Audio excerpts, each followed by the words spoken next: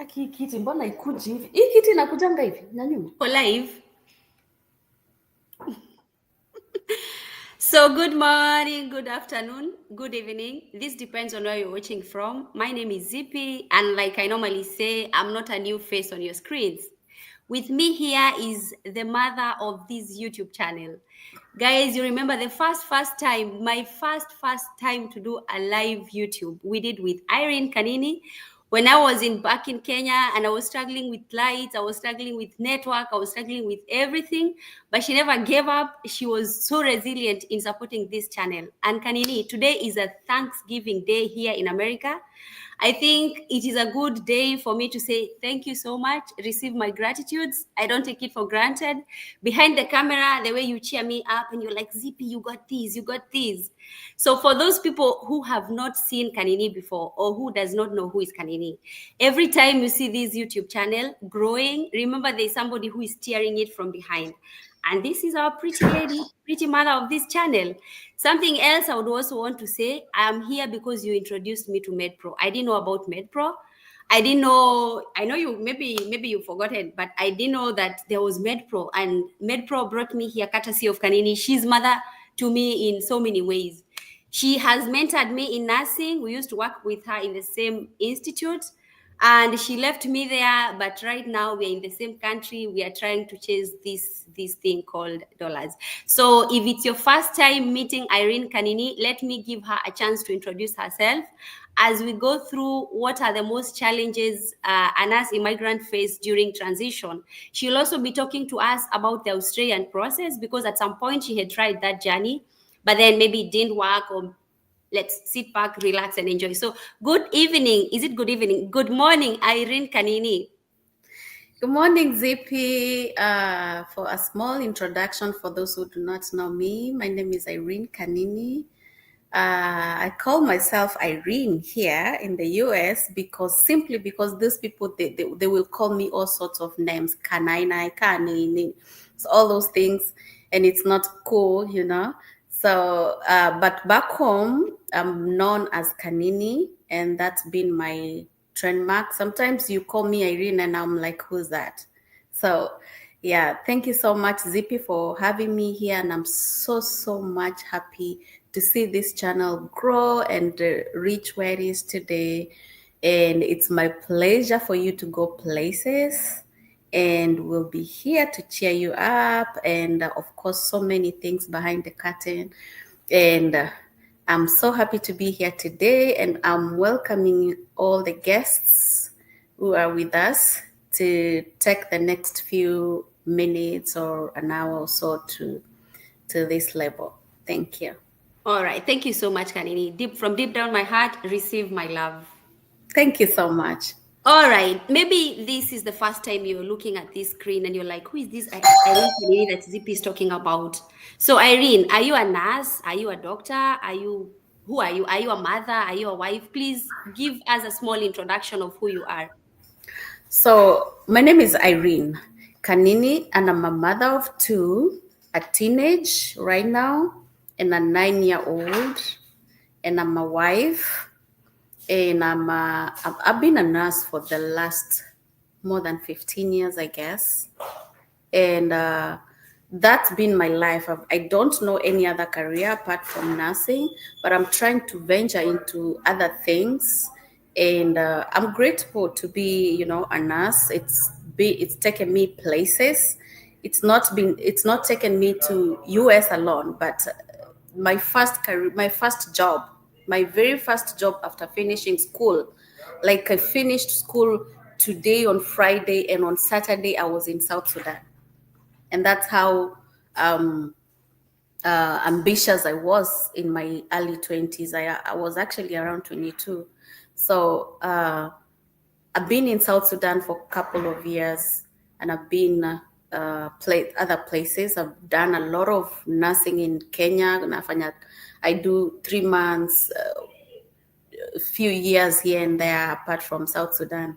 But the most important is I've been in Kenyatta National Hospital for quite some time, from 2013 to 2021, I guess, or early 2022. Yeah. Wow. So, in another live, there's a time you mentioned that you had tried, before you came to the US, you will tell us about your US journey. But there's a time you had mentioned about the Australian process, you had tried going to Australia. It looks like you had people who were guiding you, because in other lives, when we were on TikTok, you also mentioned that your sisters are in England and they got scholarship and stuff.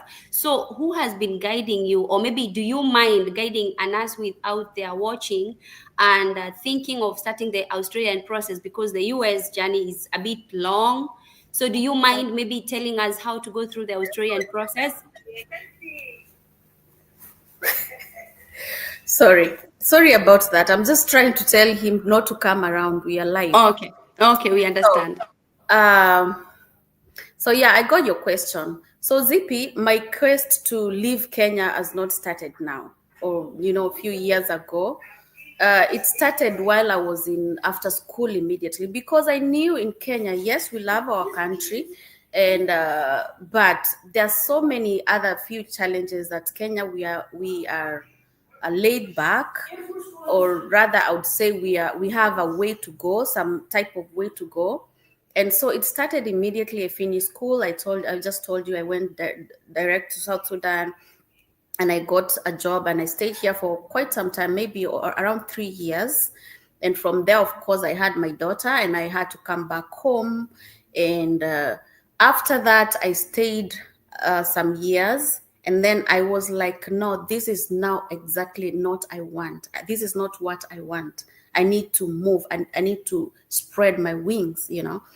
And so I started looking for a way of bettering my life and that of my daughter. And so I started looking into other places apart from South Sudan, or actually apart from Africa. And I realized that I needed to go to Australia, and I started the Australian journey. And that journey wasn't easy for me.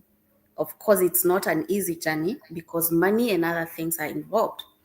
Um, so Australian journey wasn't that easy, and it wasn't that hard.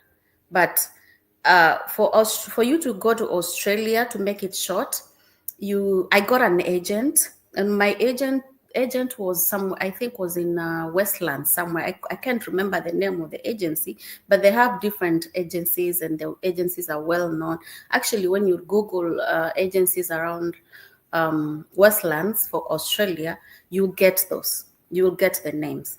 So I got an agency, and they took me through the process. It's not like I really knew somebody to guide me through. That is a problem with Kenyans. Most people want somebody to tell them, do A, B, C, D, do this, stop doing this, do this and this.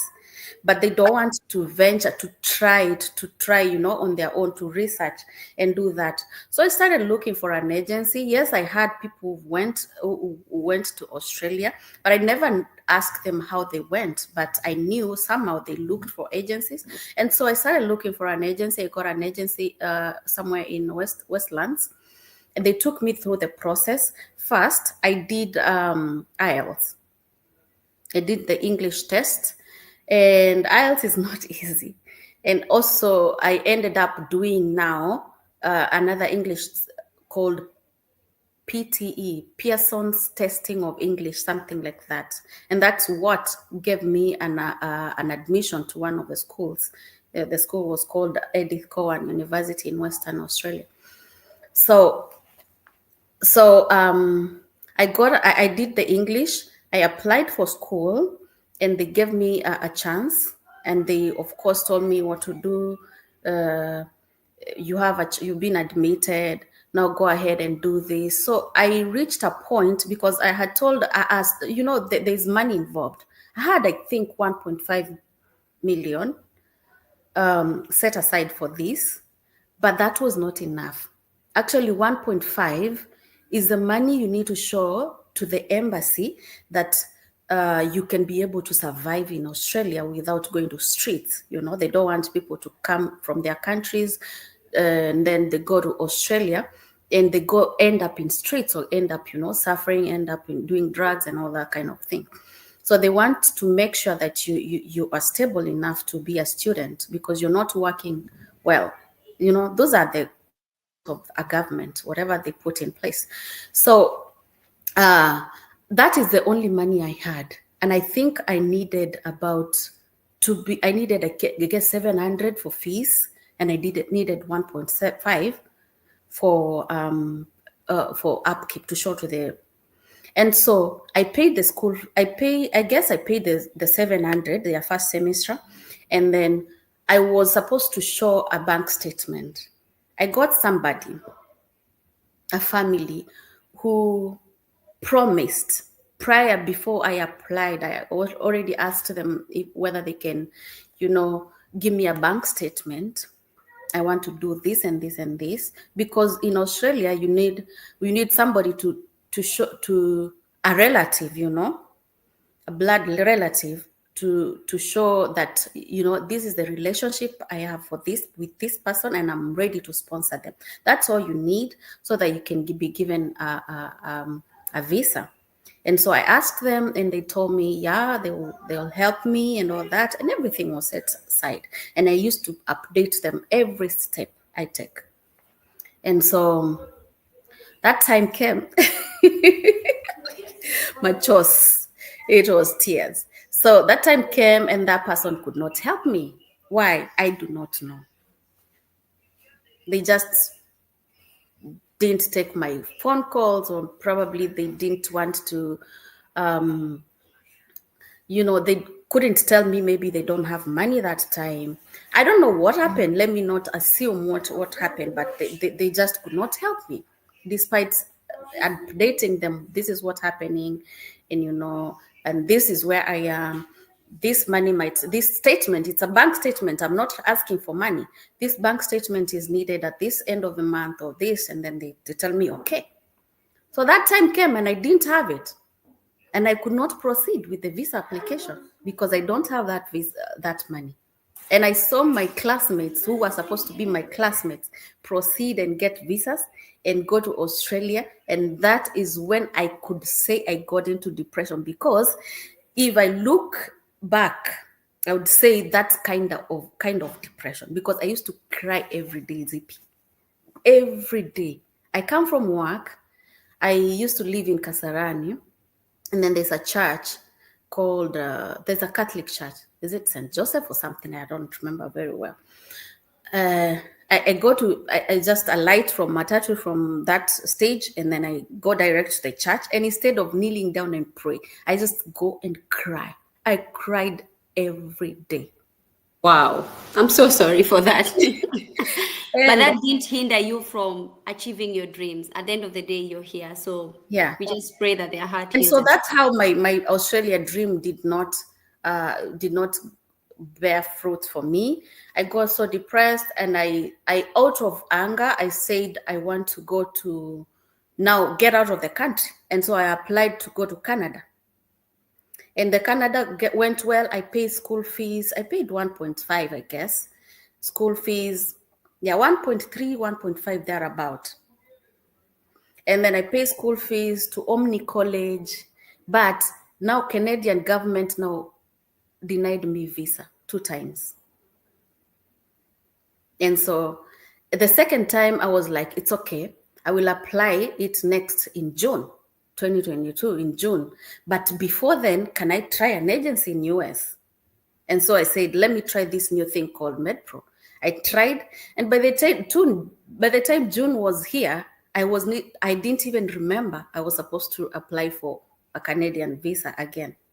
So I went, I took MedPro and ran with it. And I was not even remembering that I was heartbroken by Canadian embassy, and I needed to apply for a visa again. I think there was a lot to do, like reading, and there's no time to remember all these, and the exams were approaching. And so I had to focus. And so let me tell you, Zippy, when God says you pray for something, you might pray for something, you might pray for this, and God says, no, I don't want you to get this. You want this by a must, by like you want this, but this is not your route. So you have to wait to agree with me, because I used to pray. I pray even today, but I used to pray about this journey. I used to pray to leave Kenya, but God was like, hey, this is not your journey. I need you to go to US. And that is how I came to US. Wow. Your story is very encouraging. I think that's why I tapped the power of being resilient. Because if you have been here, you guys who are watching, if you've been here and you look back in this channel, the way we used to do videos, we still try. I think you're the one who've been giving me that, like, you have to keep on trying and trying. So were you doing all these when you're a nurse? Like, were you doing it as a nurse, or you were trying to pursue those routes as a student? I was a nurse because, of course, the first everything I did, I was a nurse. I But wasn't. then why a student? Because I've heard you mention paying school fees. Why student? Oh Yet you're yeah, a nurse. so for you to go to, I had a diploma back in my country in Kenya, and for you to go to Australia, you need to go to school, attain a degree. So if you want to stay in that country, so you can be able to be employed. Okay, and so that is the only way for a diploma nurse in Kenya can go to Australia. And yeah, and that's how people get jobs and get to stay in Australia. For Canada, it's really hard. It's really a hard thing to go to Canada. I even actually thank God I never stepped to Canada, because one of my friends who went to Canada and was supposed to be my classmate ended up coming back after 6 months and said, I will never go to that place. And right now, as we speak, she's in Ohio in the US. Wow. Yeah, it's really hard to get a Canadian license even after you go there. So all these things I did when I was a nurse, but for Canada and Australia, I was going as a student, so I can go through the system. Wow. Yeah. So anybody, like, if you're a nurse out there and you're watching this video, for you to go to Canada, Australia, like what you're trying to tell us, Kanini, is that you can go to work as a nurse in Canada when you have a diploma. The easiest way is for you to go as a student. Yeah. The But then you have easiest to way. have a lot of money, because I've heard you mention of 1.5, 1.2, 700. Where Yeah. would we get all that And money from? and that was then. I'm very sure things have changed a little bit right now. To be expensive more than the way it was by then. Hmm. So the best thing is to get an agency and come to US like you did finally. You're here now. Tell us about your journey to America, because that one flopped and never worked. So now we are here. Yeah. Your Yeah. journey to So America. so after being denied the second visa to Canada, I was like, let me find out what is this thing called Metro. It's a new gig. We knew Avant, and we knew some little information about or Grand Payton, and Avant was the real deal. But before then, I had applied with Avant, and then they took me through interview. I think 2 interviews, and they told me, "Hey, apply with us after like 6 months. Change your was it Unit? unit, and then apply with us after 6 months." And so I was like, I'm not going to I mean any what do you call Avant way. So I tried MedPro, and those people, I think it was new, and they didn't have any complications or any requirements, many of them. So they took me in, and I started revising, and of To cut course you short, which year was that?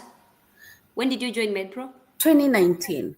Ah, okay. All Yeah, right. 2019 was in April, because my visa was denied in April. And the same day I got visa denial, I applied with Metro. And the same week I started revising. And by end of the year, I had done my NCLEX exam. And of course, now COVID kicked in. COVID kicked in, and retrogression at the same time. And so we stayed for 2 months, 2 years after, almost 2 years after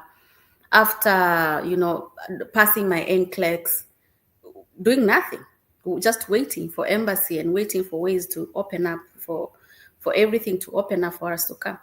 And of course, God is there. So everything, we were patient, although that thing called patience is not easy.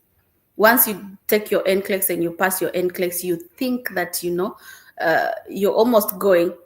Let me mention that part, because like right now there is retrogression in Kenya. Like I think in Africa, there is retrogression in short. There are so many people who are in my inbox and they're asking me, what is the prediction?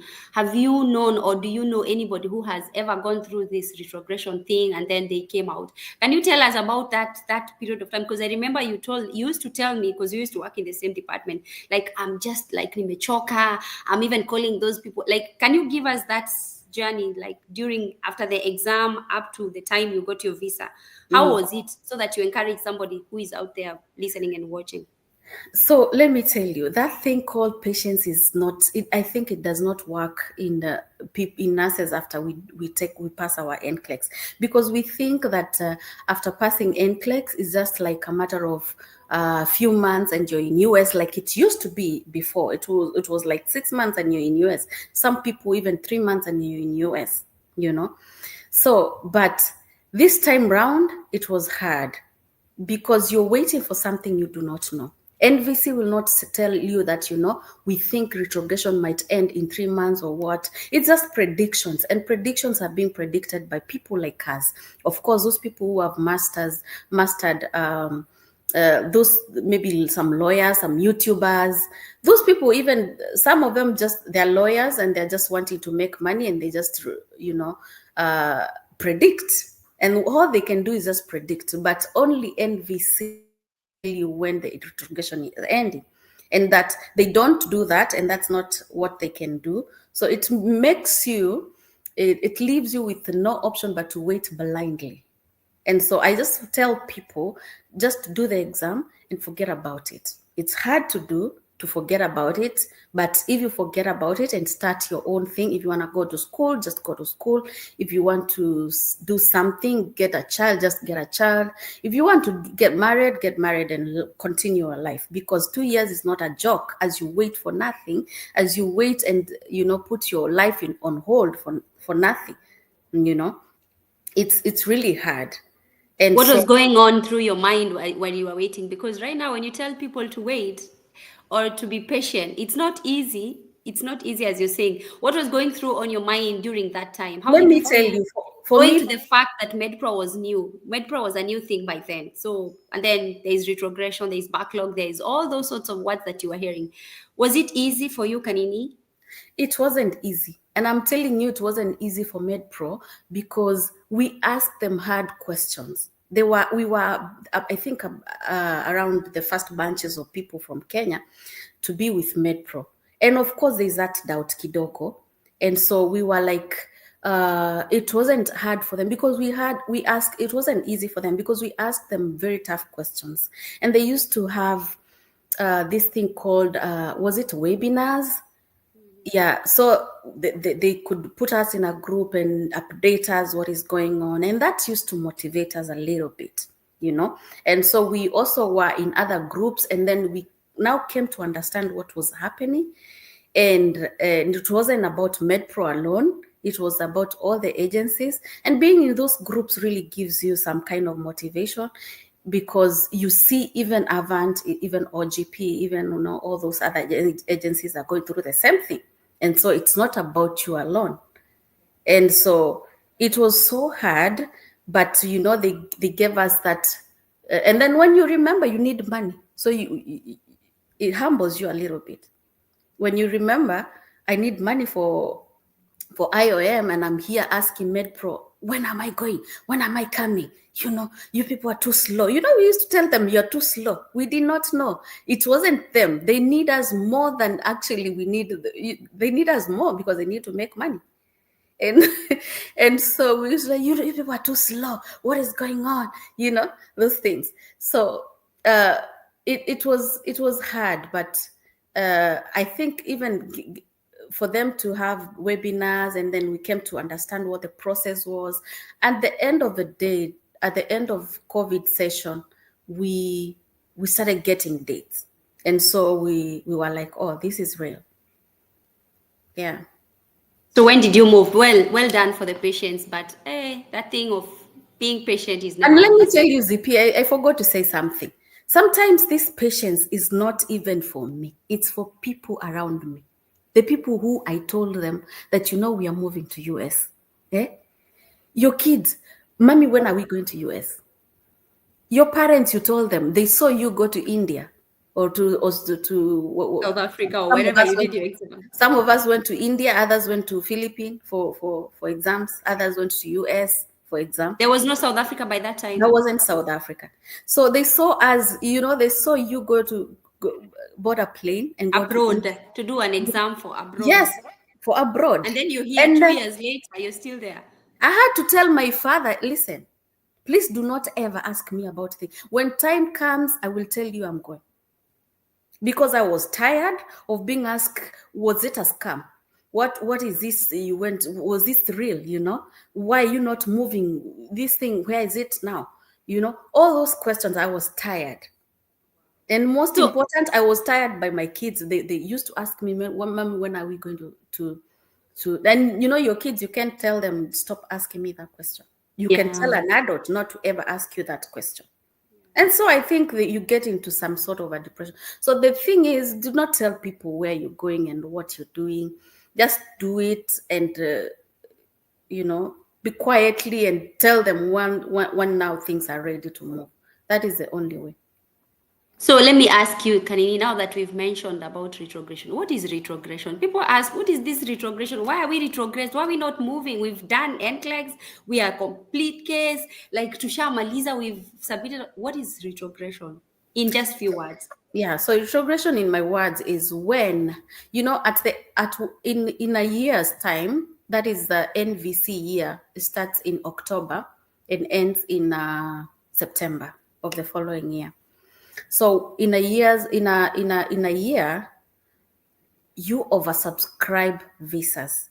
Like for example, you've been given 1,000 visas, and embassy has given out 2,000 visas.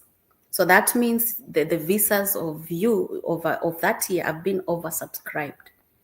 And so even after, and so if they are oversubscribed, they take you back. There's the calendar, they take you back, like they can take and say, if you are current or your PD date is in 2020, something like that, 2021 or 2020, that's when you can go. So you find that most people, their PDs and CCA is called what? Complete case. Complete case is in 2024. And so they cannot be given visas. Those who are in 2021 will be given. And those are a few people, like 5 people, 10 people, there are few people. And so that's what is called retrogression, whereby visas are oversubscribed and people have to wait. Wow. And the best thing is to just wait because Just it's wait not and move on with determined your by. life. Would you agree with me to say that it's not about an agency? Like retrogression does not even, like an agency does not even determine whether you're going to move forward. It gets to a point that agency has no say over that. Like you have to wait. Yeah. So the best thing is to wait, which is not easy. Me, I was there. Yeah. I used to call you every time and I'm like, guy, when are we coming? Do you know? Because people normally, like when we go live, people ask you, what are the predictions? Somebody ask you, like, my CC is right now they're using PD. And let me ask you this question because somebody will ask. My Mhm. PD is August 2024. Mhm. When do you predict I'm going to go to the US? According to you, Kanini? 2024, August, maybe in 2 years or a year. So the parting shot is just wait and Yeah. be patient. Yeah. Because retrogression, I know I've said in several videos, and I said, I think when you start this journey, do not overthink about it. Mhm. Just do your things, do your exam concurrently with your other things. If you have a business, let it run. If you have plans of getting married, get married. If you have plans of getting kids, go on with your life. Kanini is here. She underwent that retrogression. Like, was it 2 years? Did you guys Mhm. wait for 2 years after 2 exams? years. Mhm. And finally, you landed. So now let's come to the US. You've landed, you've gotten your visa, and you're here. What are Yeah. your challenges that you faced? What you are a nurse immigrant. So what challenges did you face most? Because you came with your family, you came with your kids, you came with your spouse, maybe I don't know, who is not a nurse. So, what are the challenges that you faced as a nurse immigrant, as kids who've moved from Africa to here, and as your spouse trying to navigate and transition in all those things? Maybe you take us through that very briefly. Very briefly. Okay, so challenges are so many. First, you've come here all of you. I don't know. It depends with an individual, because some people will bring your family at the Let, same time. let me cut you short before you answer that. And you'd also want to tell us, how did you come yourself? Did you come like the same time, all of you, or you left them behind and then they came later? Because also this question is very common. Then you continue. For me, I came at the same time with my kids and my husband, simply because we had a strong support system of family. And so they went to the family, and I went to Florida. And after Florida, I proceeded alone to my place that was in Kentucky. And I had a house, and then they came. So that was a very strong support system, because people in US, it's rarely and it's really hard for you to host people. You don't host families so much. It's hard to host. And people might not understand, but it's really hard to host. Those people who are here, they're only people who can say it's really hard to host. It's like you, as a family of four, you receive another family of four, and now bills double, work double. And if you're receiving kids only, it means that your life is almost now stagnant, because these kids cannot be left in the house alone, and probably you have to look for them a school around and stuff like that. So my family went to Maryland, and they actually started school. So for me, I didn't even face it very rough, because even to enroll my kids, there are things that are needed from Kenya schools. That lady, family person in Maryland already did that for me. I put my kids through school. For that a month or so, they were in school. And so for transition from Maryland to Kentucky, it was easy, because now they are from one US school to another US school. And so it wasn't hard for me, because I never had to pay for anything for my family. It's only tickets, I never had to pay for anything, and it's just a house. And so would you tell somebody to come with your family at once? If they have someone they are sure. And it's not like just a friend, like we know each other from workplace. Like the way I know you, I bring my kids to your place, and then I go to Florida, and then unless we are very close, and I as a person, I'm ready to take up the responsibility, because the responsibility is hard. Because you can imagine, there's like, I planned my life when my kids, when I go to school, I'm at work and someone will pick them. So who will take care of your kids? You know why I'm asking this question is because when you are live on TikTok, there's somebody who asked, he's a father and he has a small child, and he's predicting by the time they're coming, they'll still have a small child. And he does not feel comfortable leaving the family, that is the wife and the children, back home. So he was asking, can I get somebody who will host my family as I go through? I think they are with MedPro. So he was asking, can I get somebody who will host my family? We come all of us. My ticket will be paid by MedPro to Florida, but then I get somebody to host for me, my family. And then people are like, no, please don't try that, because it's very expensive, So you're trying to say that we don't do that? No, I mean, it's possible. I have done it myself. If you have somebody, you have someone who you can live with your family. Just bring them, and they're willing to take care. Like for me, I have a family. I have a friend who is in Kenya. Her name is Winnie, and I'm willing to take care of her kids when they come, because she's my girl. She's my friend, and so it's possible when the other party is also willing and you know them so much. And so it's possible, and it's okay. It's even better, But if you're not sure, if you do not have person, stop looking for people on the internet, or people you're meeting in lives of TikTok and stuff, to ask them to be left with your kids. No, it's not possible. Don't go like that. Okay. Yeah. So now we are here. You brought your family. You've Yeah. already reunited. Which state did you start with? Because I know currently you're not in Kentucky. Tell us about Kentucky and the hospital you are working in. How did you transition from there, like as an RN, immigrant? So I came to University of Kentucky. It's a beautiful place. It's a good place. Like I always say that University of Kentucky is the hospital that I will never probably see again, work again, unless I go back to Kentucky and work there, because it's really hard to see a hospital like that. I have had two very incredible managers, people who know, who feel you, people who can understand you. I'm not bragging about, or I'm not, trying to prove a point, but true. I've never had such kind of managers again, and I probably will never have. And Kentucky is a good, great place to start off, because you're only given few patients. You're not overworked, You're not like given 7. never. In my hospital, I was in acute care telemetry, and I was given only 3 patients. And if you're given 4 patients, those patients are all independent, and you have nothing to do with for them. They are simple patients. Like you're giving them only one time medication at night, and they sleep till morning, and maybe there are no labs in the morning. They were easy people. But now, if you're given 3, they're not as bad as you might think. Like in my current place, it's really busy. So that was good for me. It was a good start off. It was a good kickoff, because you're coming from Kenya, another system, and so you're learning. It was a very soft landing for me. And the best part of, we came when the University of Kentucky was still giving COVID money.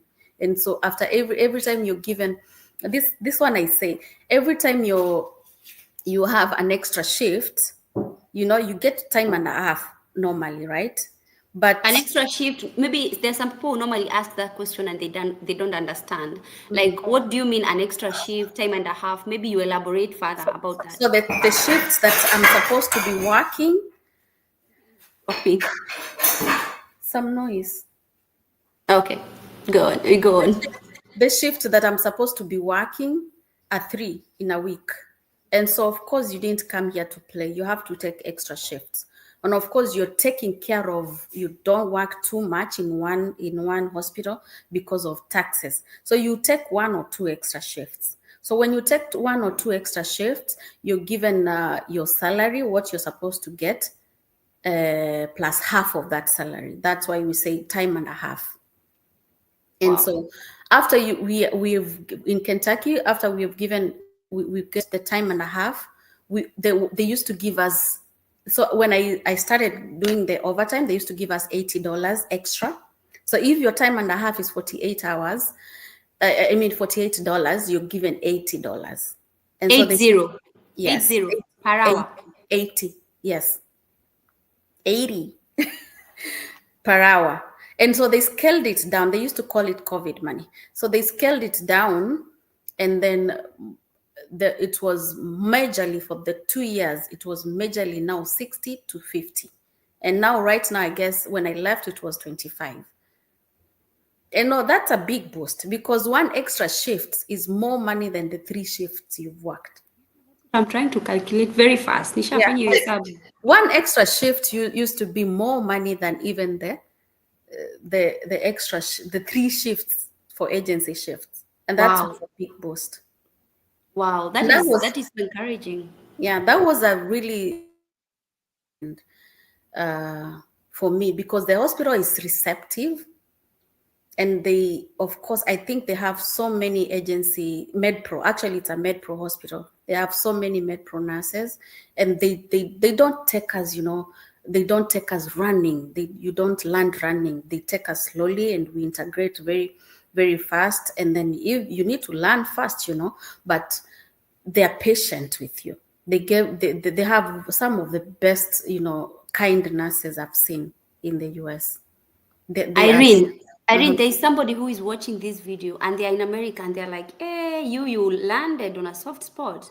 Yeah. As here we are suffering. So did you ever experience the challenges that most nurses are telling me behind the curtains, and they're like, wow, this is what I'm going through, this is what I'm going through? Did you get those challenges apart from the money part being so lucrative?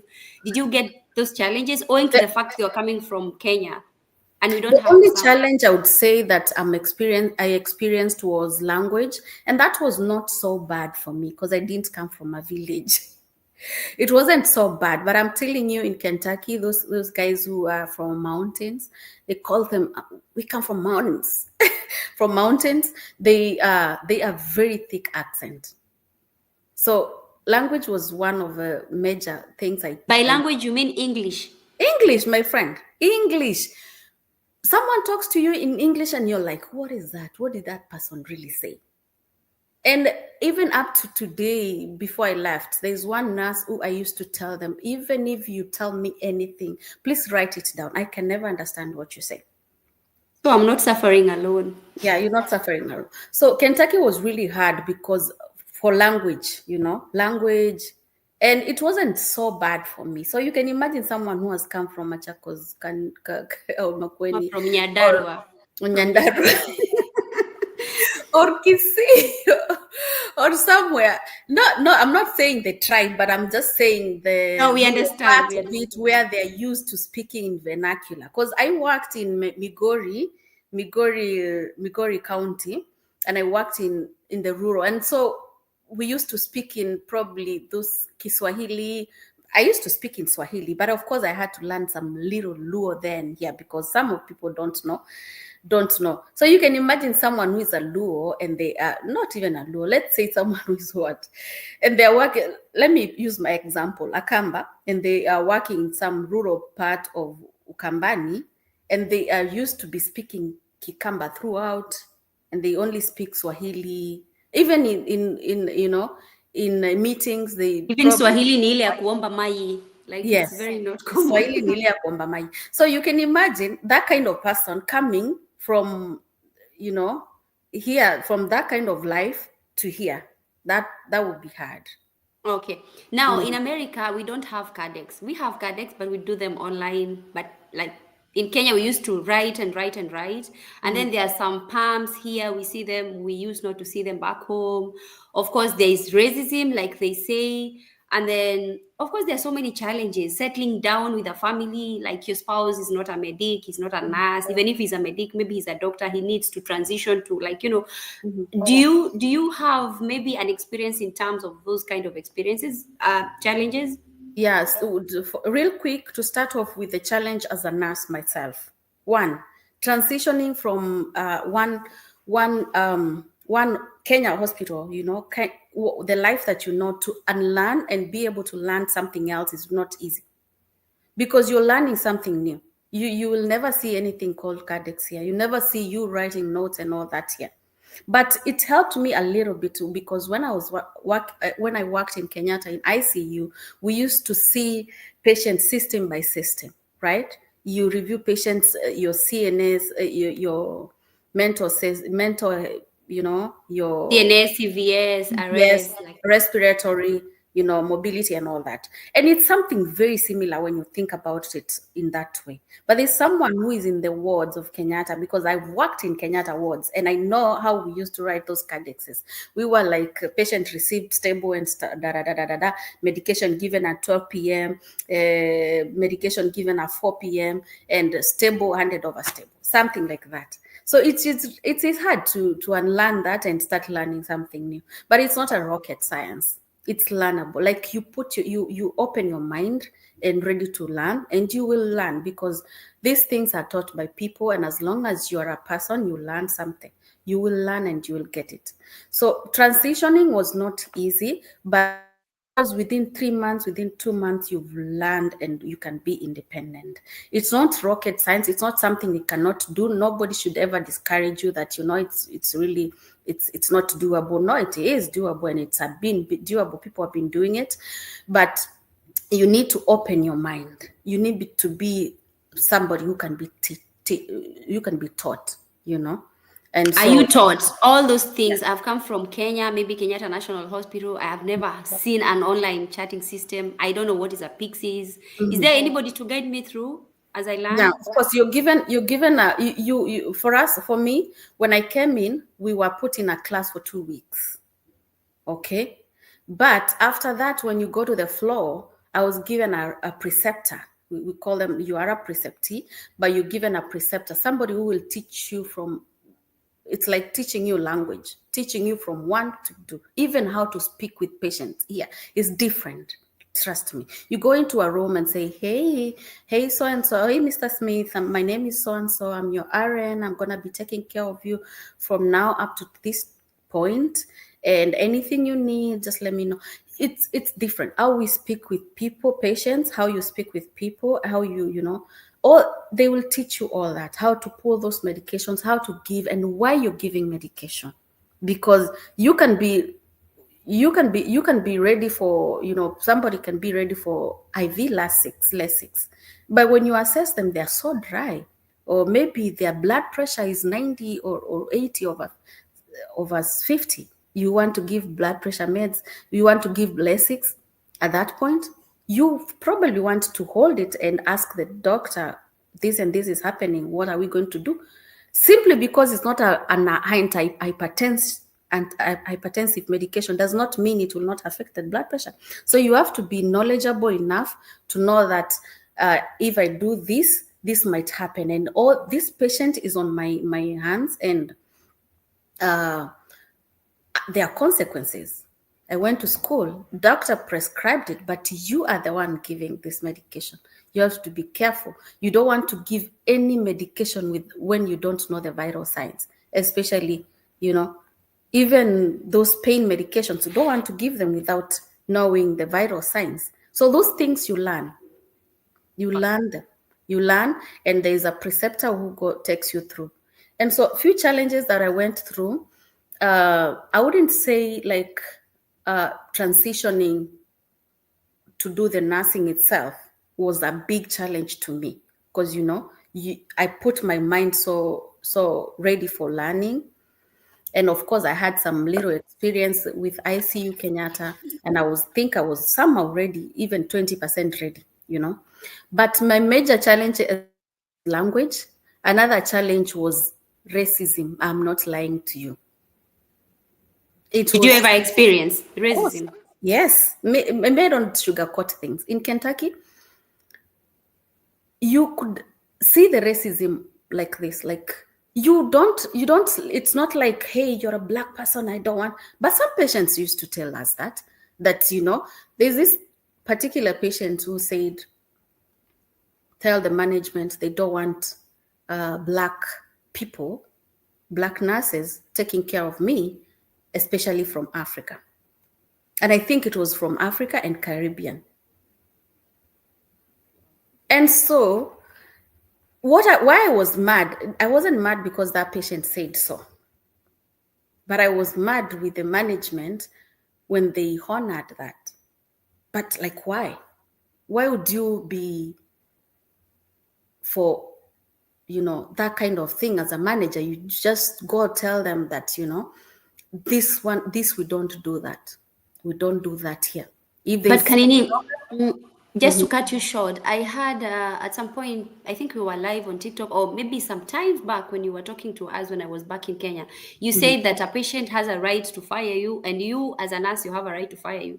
yes, Is it okay to fire you on other bases, but not based on your race? yeah, for anything. Okay, according to me, I don't know what the hospitals look for, but for me, according to me, fire me because I did something that I was not supposed to do. Some patients will fire you because you didn't give them medications they want, like Dilaudid or maybe opioids. They will fire you because I will not give you opioids when your blood pressures are crashing, or your respiration, or your heart rate is low. I'm not going to give you, but better fire me, and that's okay. But you don't fire me based on my color or based on how I speak. I get you. Yeah. Or you don't fire me because maybe I'm a gay. Maybe some people don't want that, but you don't, it's that is racism for sure. And if the hospital is for that, then it's a problem. So me, I experienced that. How did you handle that? It wasn't one or two times, it was several times, and I wasn't cool with that. But other than that, the hospital was really good. It's not about the hospital, I think it's about the area, you know. Yeah. Culture shock? And then culture shock. Culture shock was really hard because, oh my goodness, culture shock. Like those things, those little things, you will meet somebody and the culture shock, all those things. Yeah. They are really, and then some other Do you things. have mudoko in Kentucky? Because I know you're a Kamba. For me, I would ask for githeri. Do you have mudoko in Kentucky? No. So that was one of the culture shock. And well, I never used to, well, let's say food, yes, was culture shock, but we have Asian stores that will sell most of the things that we eat. So, however, they are expensive, but you don't have a choice because some of us cannot even eat the American food, most of the American food, even up to now. So I used to go to African store or mostly Asian store, and you will find those githeris, you find the mbogas, the vegetables, you find the foods that you want, you find ugalis, unga, those kind of things. So food was one of it, but you find a way around it for sure. But Wow. and then another thing was weather. Of course, it was cold in Kentucky. It was cold those times. I remember one December it was -5. That is crazy. Like that I think that is maybe -40 something degrees Celsius, because it was -5 Fahrenheit for 2 weeks. There was a storm. You're in a fridge. That's like you're in a fridge or something. Yeah, freezer. It was cold. Yeah. And so other things are like kids, you have to work around the kids' schedule, know who to pick your kids or how you guys are going to pick your kids from school, how you going to take your kids to school. Because one thing is, yes, there are school buses, but your child must be too young to walk to a stage where they are picked, because they will not pick you from your kids from your house. They will pick them from a central place. They might be too young, or the school is too near that your child is not assigned for a school bus, and then you have to take them to school because they cannot walk alone when they are younger. So, and of course now you can't leave some of the kids when they are young in the house alone. So you have to work around the kids and the chores in the house. You used to a nanny, a house girl, or a house manager. But now here you have to know when to wash your clothes. You don't wash them, with your hands, but you're using machines. But somebody has to do that, right? You have to arrange them. You have to do all those chores, cook, clean up, and all that. And it's not easy. It's not easy. Wow. Yeah. Wow. Yeah. That's so encouraging. Now, I'm trying to remember the questions that people ask most of the times. And you've mentioned about kids, so we'll talk about raising up kids. But I think because of time, I don't know whether we'll be able to finish all that. I think we'll need to come back again and do Again, yeah. this. Yeah. But now I'll want to I would want to ask you. You have a spouse, yes, but they're not nurses. Maybe you could tell us what are the jobs available for them, like especially in Kentucky, because you started in Kentucky before you moved to where you are right now. Did they get challenges? Did he get depressed? Like most people say, oh, I came with my spouse, he got depressed because there was no job. We had to depart, we had to part ways. There are so many people on my DM saying that, my spouse can't take it. Like he wants to go back home. How was your experience? So personally, we had prepared ourselves, and we had researched, and we knew what was awaiting us, and he knew what was going to happen. And so I think he was ready for that. And so it wasn't really hard, because he got into, the normal jobs as he goes to school. He got into, he started working to those normal jobs. How do I say that? You can get any jobs. You can work in factories like Toyota companies, those kind of jobs. You can work in warehouses, those manual jobs though. You can work in construction. You can work in all those. You can even do Ubers. You can do DoorDash, those kind of jobs. As the most important is they are ready for that. Yes, they are ready. You've ticked, and they are willing, and they are doing okay, and they are not depressed for that. And you agree this is how it's gonna be. And as long as you agree and you plan your life around it, it will not be hard. And so with that, as long as that person is also willing to better, because their career back home will not matter here unless they change and unless they further the studies from here. And so when they come, they need to apply with these bodies that they verify your documents, and you can start school here. And that's what happened with us, and he's still in school.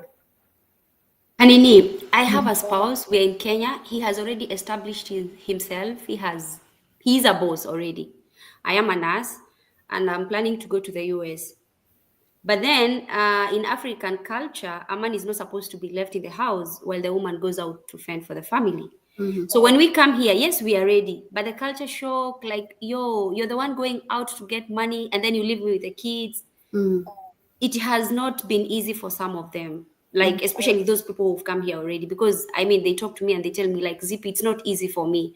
We were with this guy back home. He's the one who used to have more money than I do, but right now when I come here, I'm like typically the one who is supposed to be taking care of this family in terms of finances.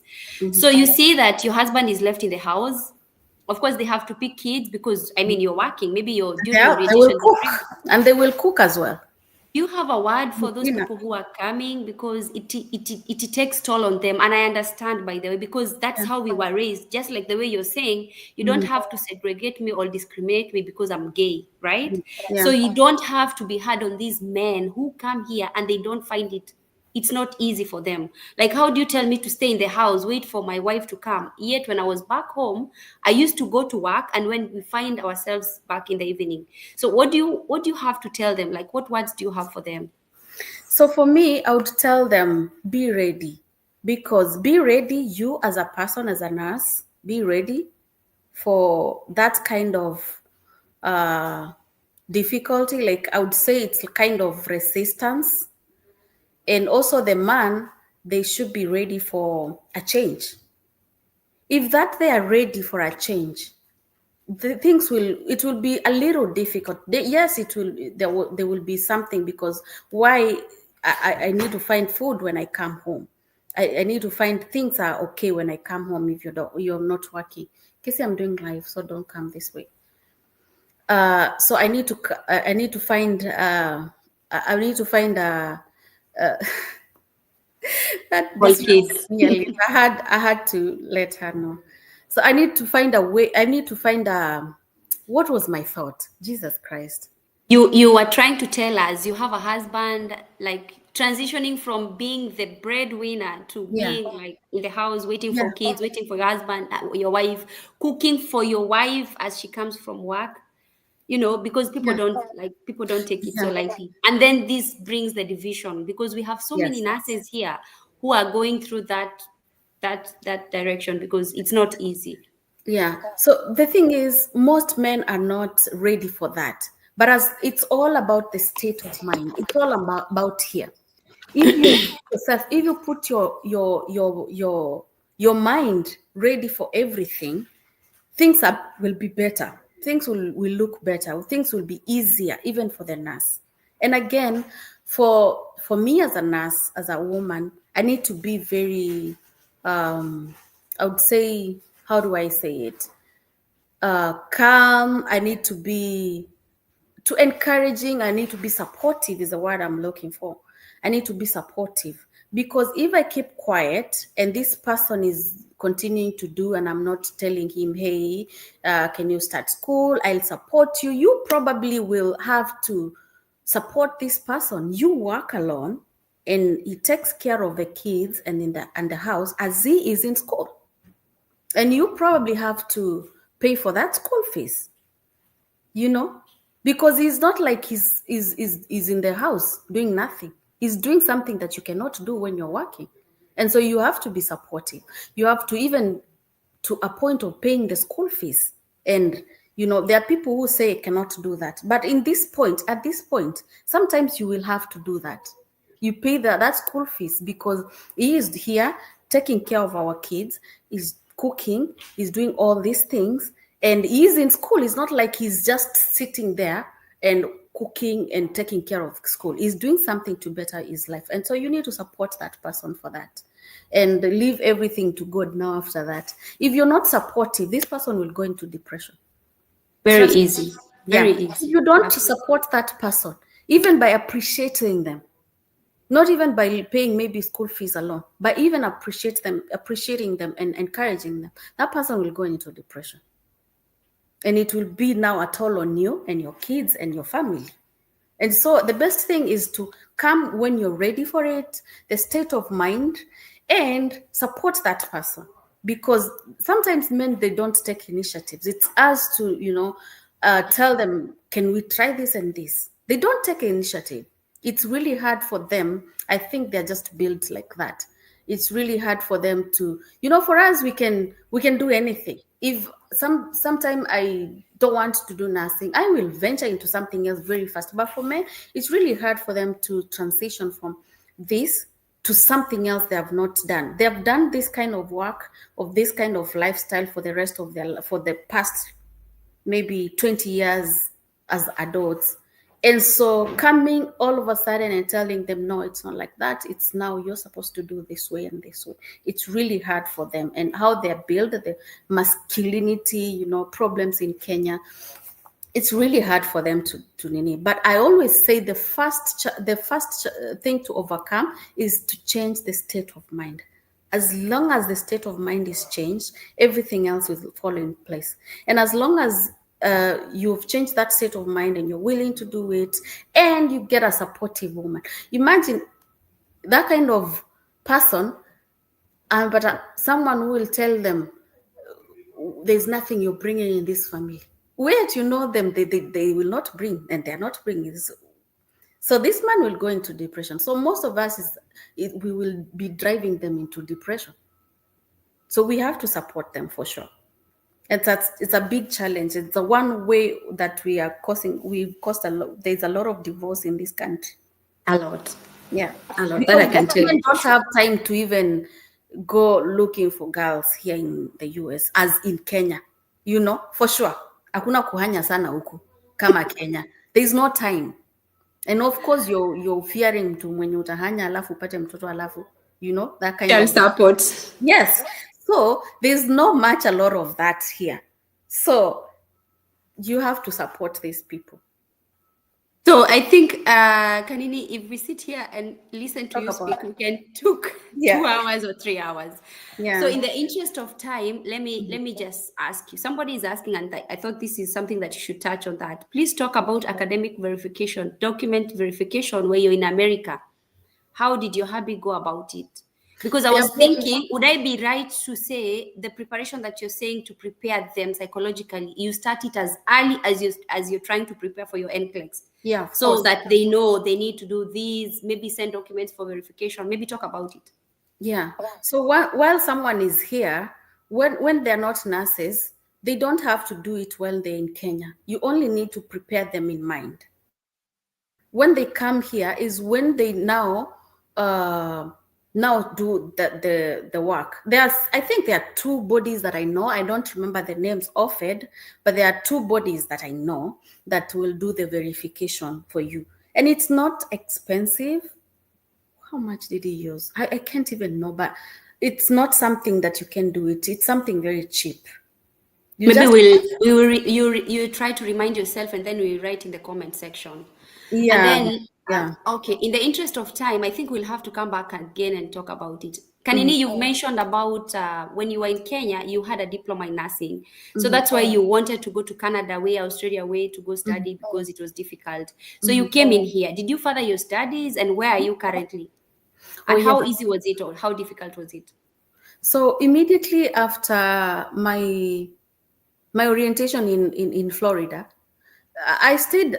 I would have started school at that point, but I wanted to probably settle down in mind because people are different. Some people started while in Florida, others waited, others even waited for some time. But for me, I waited for, I think, after 3 months after starting work, and that's when I started, doing my degree, and it was so easy, so easy. It was something I didn't really feel it. Like it wasn't hard for me. It was easy to transition from diploma to degree because the school, I think the school GCU, Grand Canyon University, let me mention that, is a school that has mastered Kenyan education, and it has a lot of Kenyans. And when you give them that, your papers, they already know Kenyan education, and so they don't keep asking you for so many things. Some schools you will apply them and they want you to do prerequisite. They want you to do extra classes or something. But Grand Canyon does not. As long as you're diploma nurse from Kenya, they have a lot of those people. And so it was so easy for me. I didn't want to wait for after a year because you don't want the government to know kwamba unalipwa enough money. I don't want to say that na Kizungu. Unalipwa enough money. You don't want to wait for a year ufile taxes. Because government itajua wewe unalipwa pesa mzuri, una earn hii pesa, and they'll not give you grants. So For those who are not understanding English, you're saying the best thing to do is to start as early as you land here. Yeah. Don't talk about your story, Kanini. Najua. So that's it. So you don't want to wait for a year. So you need to start early before a year ends, about things about taxes and all that. And so it will be easier for you to get grants and those kind of scholarships. And it was really easy for me because I went through, I think, 8 months. It's supposed to be a year, but you can double the classes. So at some point of my coursework, I took 2 classes at once. Like instead of doing 1 month, I do 2 months at a go. Yeah. So you shortened the period to. I shortened the period. I doubled, and so I did in 8 months' time. Then that sounds like you're very rich, Kanini. Where did you get the school fees from? Apart from the grants, how did you manage to pay your school fees? So see, that money is not a lot because it's only 13,000 in GCU, and so the 13,000 Kenyan shillings or USD? $13,000, right? And so the school gives you grants. Actually, they will apply for you government grants, and I was only supposed to pay 4,000. Now 4,000, this 4,000, I'm not paying right now. I'm paying as a loan. You're given that money, you're given now as a loan by government. And so you will come to pay almost 5,000. You'll not pay a lot of interest on it. So, and you don't pay immediately. You pay 6 months after school. You start paying slowly. You can even pay $100 per month. And so you don't feel it. If you want to clear the fees at once after school, that's up to you. But you can decide also to pay that $100 every month and you don't feel it. Wow, that is so encouraging. We will read the comments later, but I just want, because time is running so fast. Your story is so interesting. Yeah. So now you're talking in past tense about Kentucky, University of Kentucky. I was there. You're talking about your studies. I was. Where are you currently? Are you still in Kentucky? Are you still with MedPro? Because you mentioned about MedPro. Where are you right now? And what's your future in the next few months? Maybe somebody wants to be like you, tell us more about that. Yeah, so currently I'm in Houston, Texas. I moved here this year. I moved here this year. I'm not in Kentucky anymore. I'm in Houston in another hospital. And I may say that the hospitals around South are harder than the hospitals that side of Kentucky. I do not know most of the hospitals, but I worked around those hospitals in Kentucky, and I know but it gives you a new challenge and to feel, sometimes you go to a hard floor or a hard so you can get even challenged, so that even after even if you want to go to somewhere else, get another job, you already have those experiences and you know what to expect. So currently I'm in Houston, and I am not with MedPro. I'm not with MedPro, and I finished with MedPro, okay? And it doesn't matter if I finish 3 years or not, but I finished up with them in good faith. And so I'm okay and I'm happy. And you said I should talk about what I want to do. So I want to venture into business. Before you mention that, somebody is asking, and I'll ask you 3 questions. When you were with MedPro at Kentucky, University of Kentucky, you used to get good pay, not like a normal nurse with an agency because of the COVID money and stuff. And then again, University of Kentucky was paying better than these other hospitals. That is one. And then people believe that after you're done with the agency, I'm talking about MedPro because I'm also with MedPro, the pay is better. And then when you finish your degree from RN, from diploma to a degree, they expect that you get a pay rise. Is it true? Maybe you demystify this myth.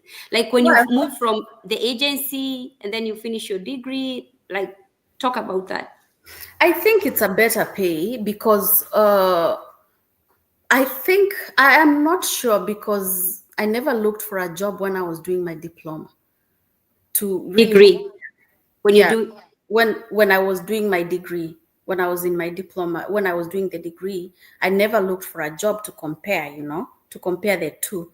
But I think it's a better pay because most of the adverts will ask you a RN, and then will say BSN added advantage. So I tend to think they give you better pay. I am not so sure though, but most hospital, even if they hire you, they tell you, hey, you need to have to do your degree in 3 years time. They give you ultimatum, and if you don't do, you have to leave. So I am not sure, but I tend to think it's an added advantage for you for state of mind and even for money. And most important, what matters is the years of experience you have. do So they that's count the Kenyan year of experience yes, or the of course. American year of experience? Everything they count. And of But course, somebody comes from Kenya Kanini with 20 years of experience and they are given 32. So how yes, comes the year of experience is? yes. So when you come with an agency, agency, but then we are paid a lot of money. We as agent nurses, we paid of Chorea. and let us Chorea. we paid a lot of money. But now, forget about that. So forget about that. So when you come, you pay $32 or whatever, that $4. That's not the hospital is paying you. That's the agency is paying you. That's the contract you signed to. But your employer is your agency. You signed a Your contract with your. employer is your agency. It's not So the let's hospital. forget about the hospital. You Let's just work. forget about the hospital. So Okay. once now you come from agency, you come out of agency, and you're on your own. You're not employed by the hospital, and the hospital will give you another contract, and it will look at your years of experience. Your years of experience, and of course, Kenya years of experience after you got it, all those years experience. So you need to put your CV, your curricula, your resume into order, and they look for those hospitals. If you said you worked in Kenyatta for these years, they will look for Kenyatta and get verification from that. Where are you sure? Yes. But there's somebody who is working in. Wacha nisiseme hiyo, wanajua kile nasema. And you know They what I'm saying. So they if do they do the background check. Unless it's a hospital that they cannot get hold. Like for me, let me But talk. you know, most of us work in Kenyatta National Referral Hospital. Yes, they look, the agency will not go into that. But now I'm talking about when you come from agency, out of agency contract, and you apply for a job in this certain ABC hospital. This hospital will do a background check. Somebody is saying what were dispensary. Hey. We'll do a background check. Unless you come from those dispensaries that there's no background check, really. There's no numbers to call or there's no emails to do. For me, one of my hospitals was in Migori. And I think they were not able to get hold of those people because it's in the rural and probably the emails don't work and something like that. So that one will not count. But if I wrote Kenyatta Hospital or Aga Khan Hospital, they will surely look for that. But you know why I'm laughing, Kanini? I know. Anyway, let's leave that part of But for calling. sure, hospitals do background checks. Okay, now let's talk about now. You've already done your BSN, you've moved from, but I would want to know why you moved from Kentucky, yet it was paying so well. However much you're done with the MedPro contract, and you moved from Kentucky, which was paying you $20 on top of what you're getting. Then you went to Houston, Texas. What's the So catch in Texas? one thing, let me tell you. Of course, Texas is not the best place. Like, it's not the best paying state. Is actually not one of the best paying states.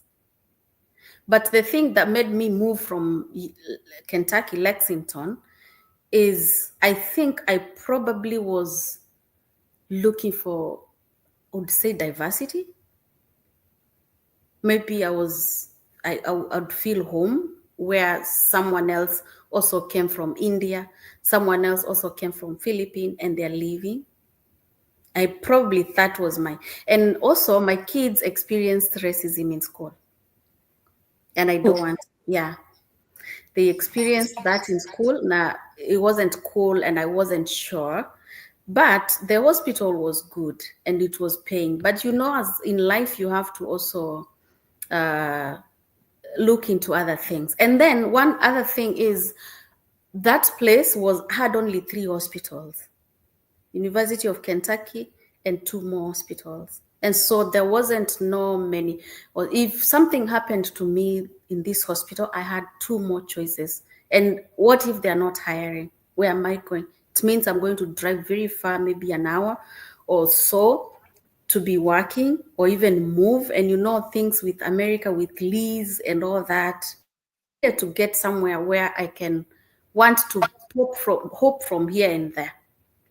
And what probably attracted me to Houston mostly is houses, I guess, homes.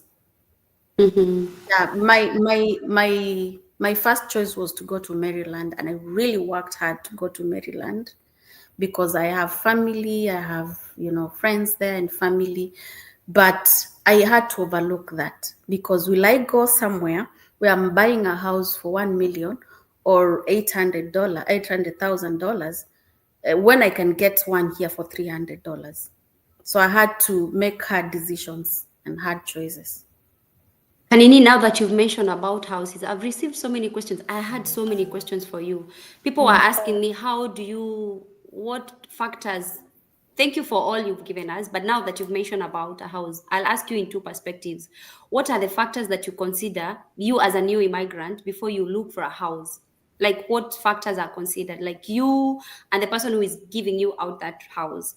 And then maybe you could also briefly talk about buying a house, and then 3 questions, and then about car selections. Like, when you're back home, you're told there is Advansure, there is AutoSource, because we have the same agency, we came through the same agency. Maybe there are some people who are watching and they are with MedPro, or maybe other agency that does the same thing. So what choices do I have in terms of AutoSource, Advansure, like you? Okay, there are 3 questions, right? So let's start with rental very quickly. So when I was looking for a house to rent, I wanted somewhere where first of all, it's safe. I don't want to go to a street where I'm hearing, gunshots and all that.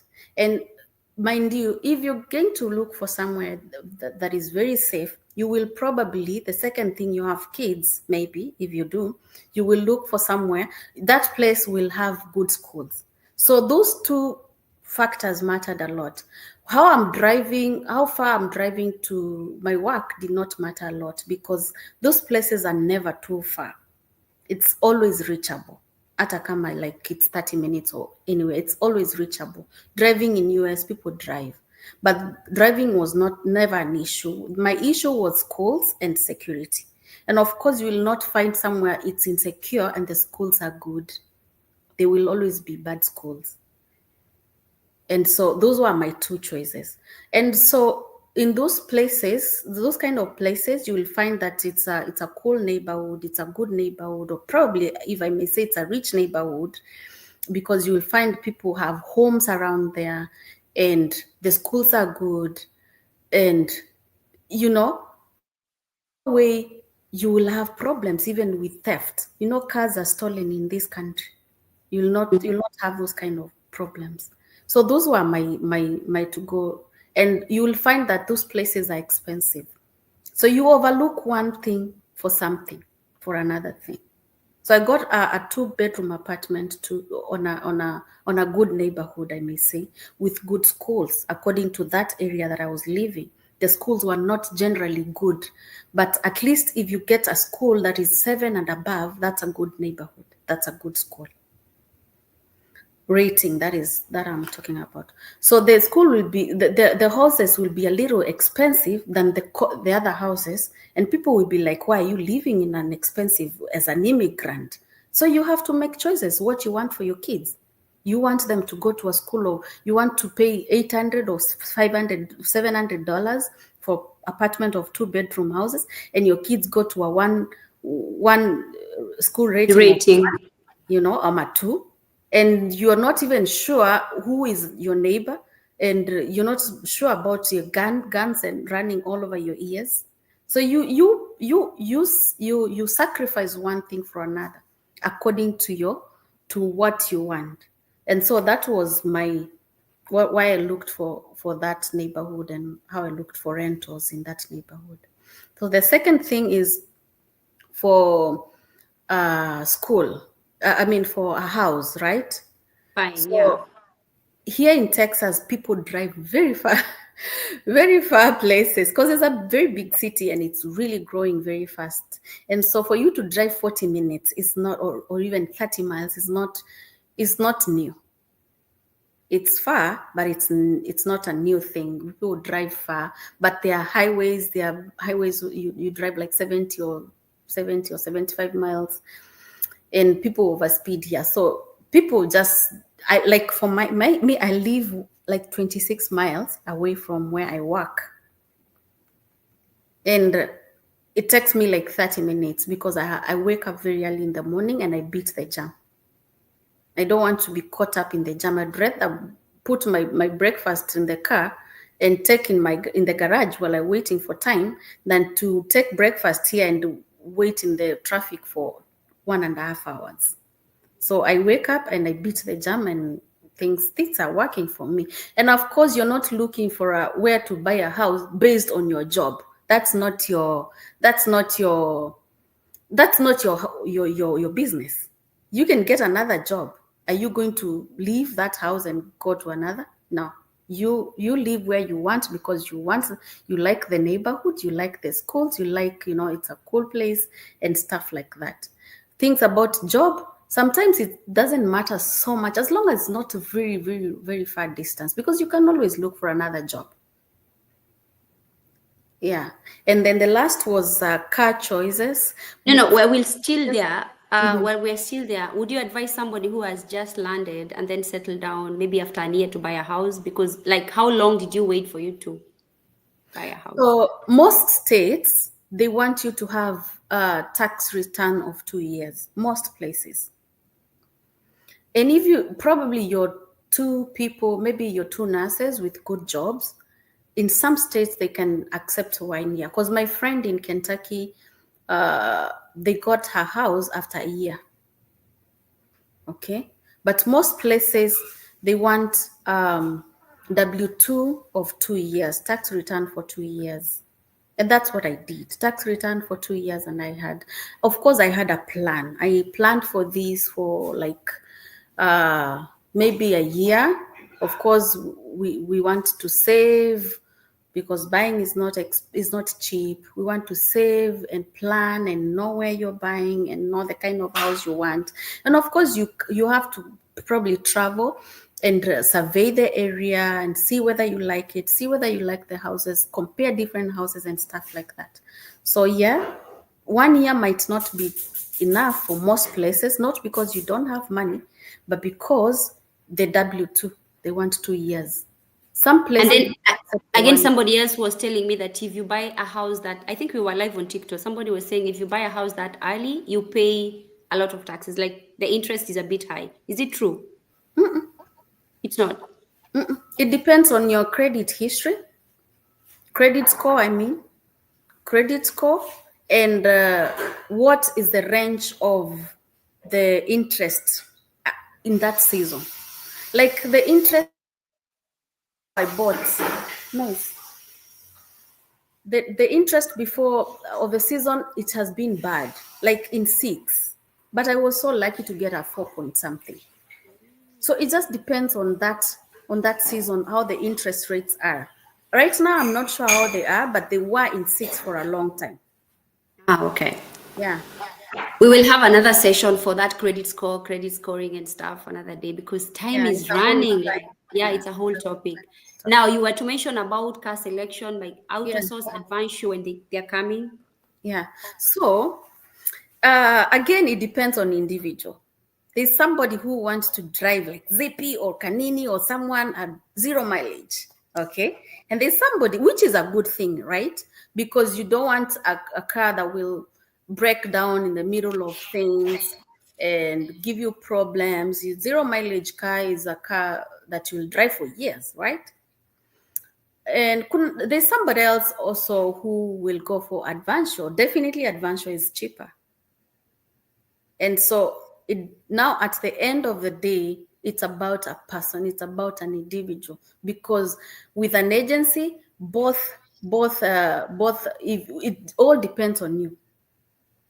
Both Advancio and the other one is called what? Outsource. AutoSource will give you a car of your choice. Even when you want a car that you'll pay $1,000, they will give you. But now at the end of the month, you'll be paying $1,000 when I will be paying $300.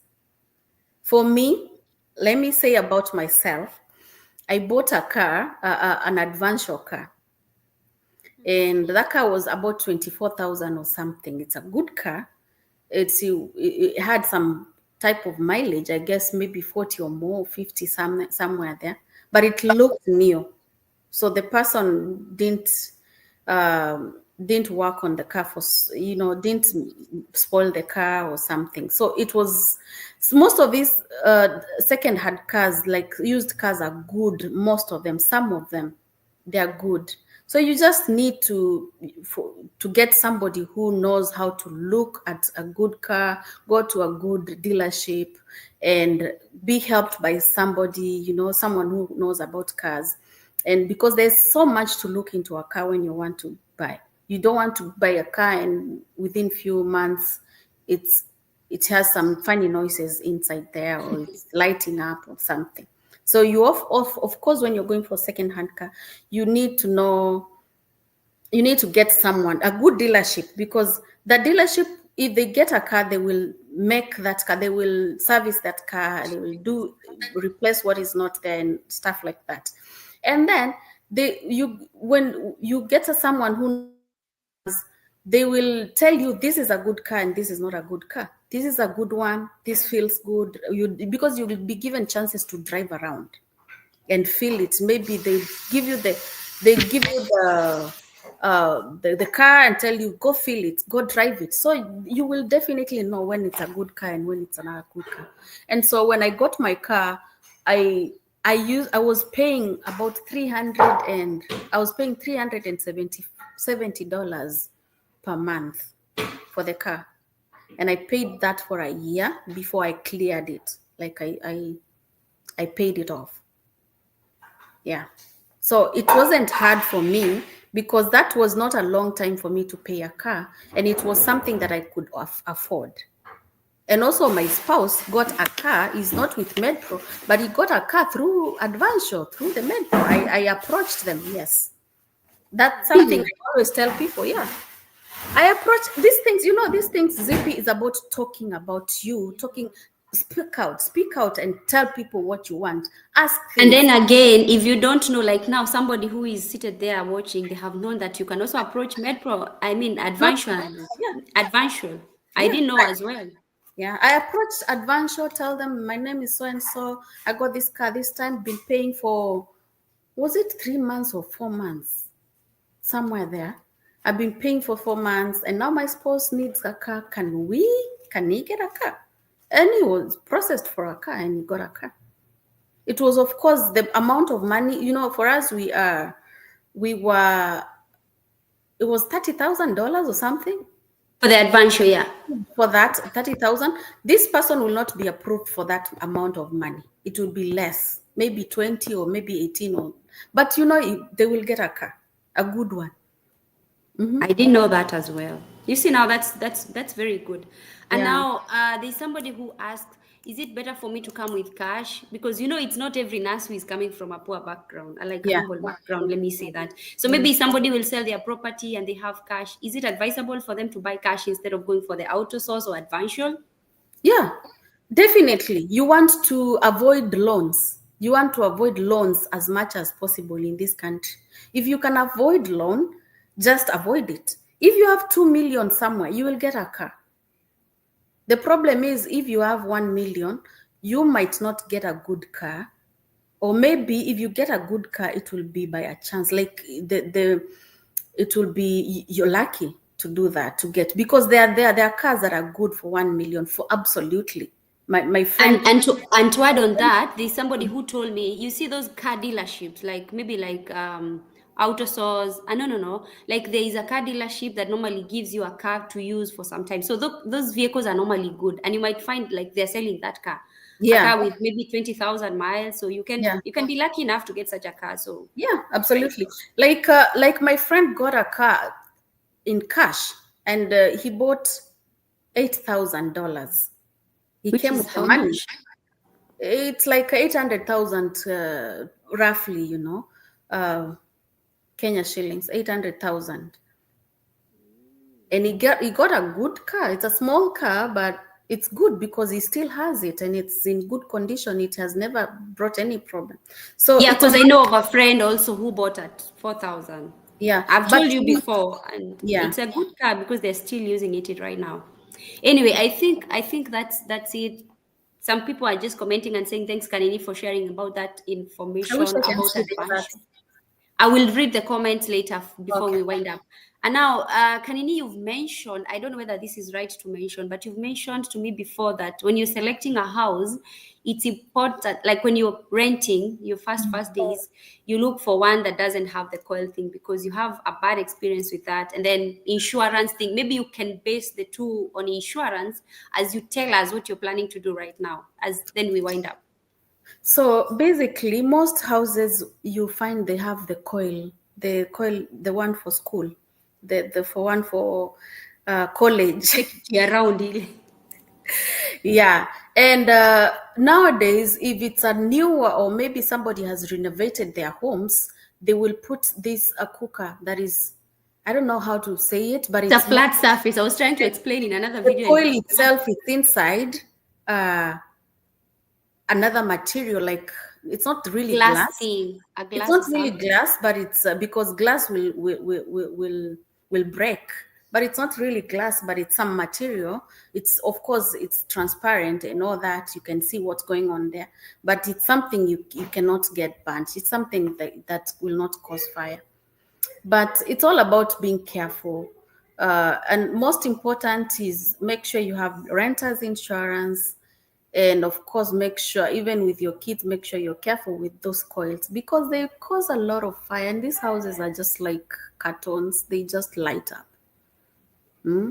Yeah, I had an incident, and that's when I burned my my arm all the way, see, and all that. Sorry. So I had that incident, and my house caught fire. But the problem was this kind, you see this kind of saucepans, the sufurias that look like the aluminum, the sufuria that look like kijiko, the spoon, that kind of material. And you find it's really heavy, but it's really gets hot very fast. Yeah, those ones, they really get hot very fast. I put my oil there, and before I know it, it's already cupboards up there, they're already burning. And that's how. And you know, when these houses, they catch fire, there's fire, they detect there's this fire and smoke detectors. And when they detect fire, they open the sprinklers open, the water sprinklers open. And now what happens with fire when you pour water into it? It spreads like this. Yes, it's just spreads.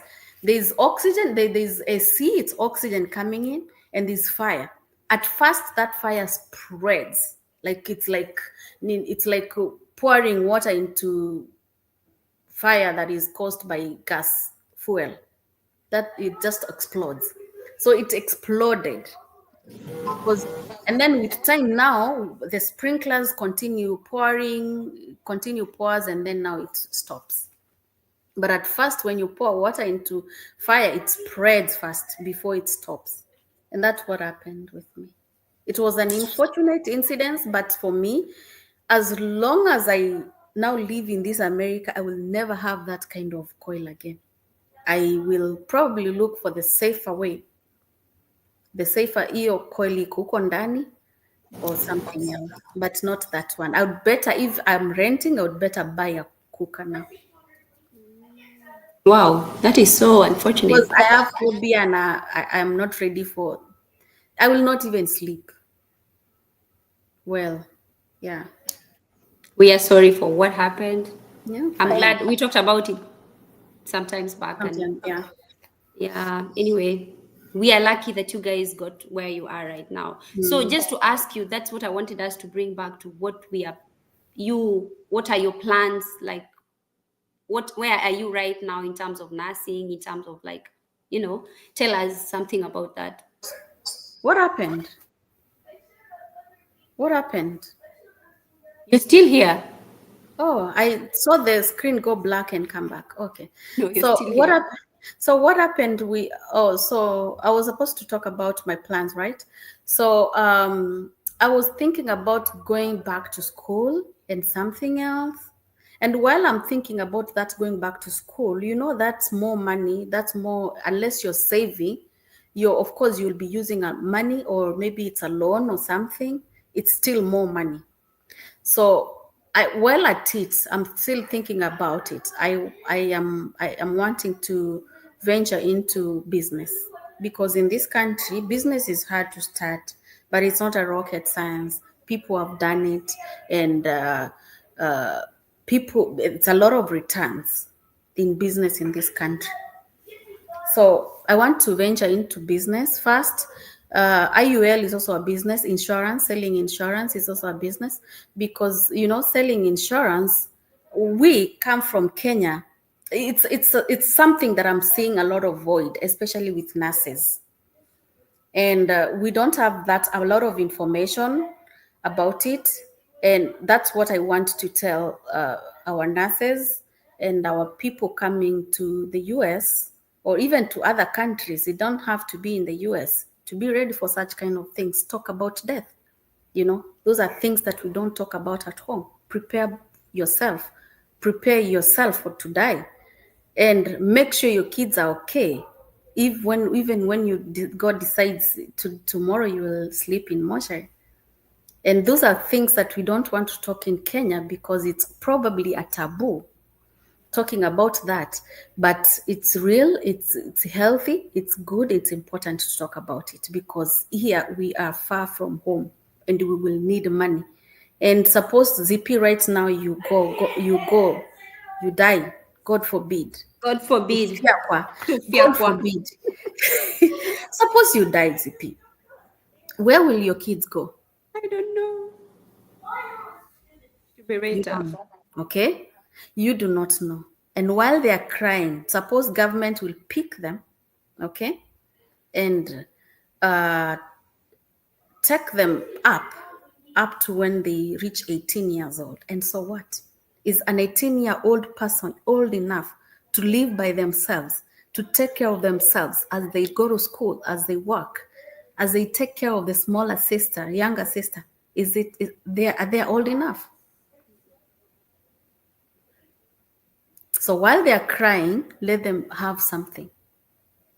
If you leave them with, if the government takes them up, or maybe your kid is now 18 years and in college, and you die today, and they cannot be taken by government, and they are like, yeah, we are living in our home and it's mortgage, we are mortgaging this house, and we have now a bill of 200,000, and because you've died and you had an insurance, and the insurance pays you 500,000 because you died, that was your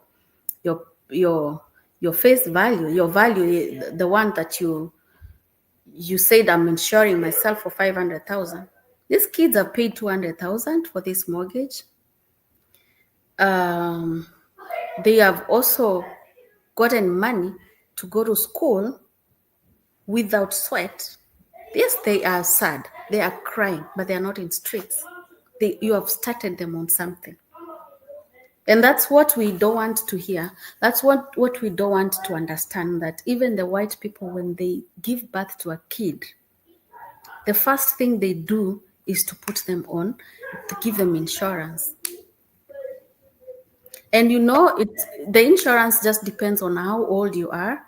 If it's a newborn, maybe a year old, that person will pay $20 for the rest of their life. Are you going to afford are you going not to afford an insurance of $50? Even for example, 18 years, your daughter is 18 years old, and probably right now, let's talk about your case. Your daughter is 12 years old, and you give them, you take for them an insurance, and they're paying premiums of $80 or $50. Even if this girl, you die, or you don't probably die, even if they become 18 years old, or they get a job at 20 something years old, and you tell them, hey, Njeri, get this insurance for yourself. Will they fail to pay $50 or $100 per month? Manageable, it's doable. Yes, and that's why it's advisable for us. Yes, we come here when we are old, but our kids are not old. Let them, give them decent life. Because what really makes me mad is to help people home. We are not paying school fees, Cindy. Yeah, hapa. But this government is like preparing us for slaughter. It's like you're preparing a cow, a bull for slaughter, giving them all the kind of good things and stuff for you to be slaughtered in colleges. The amount of money you pay in colleges is like government has given you all this time to prepare yourself. And so wewe, you're ready, unalipia sistako fees, or your friend or your cousin or whoever fees, when you don't even know how much money, what your daughter in 5 years time or in 10 years time will do. You don't even have a plan for them.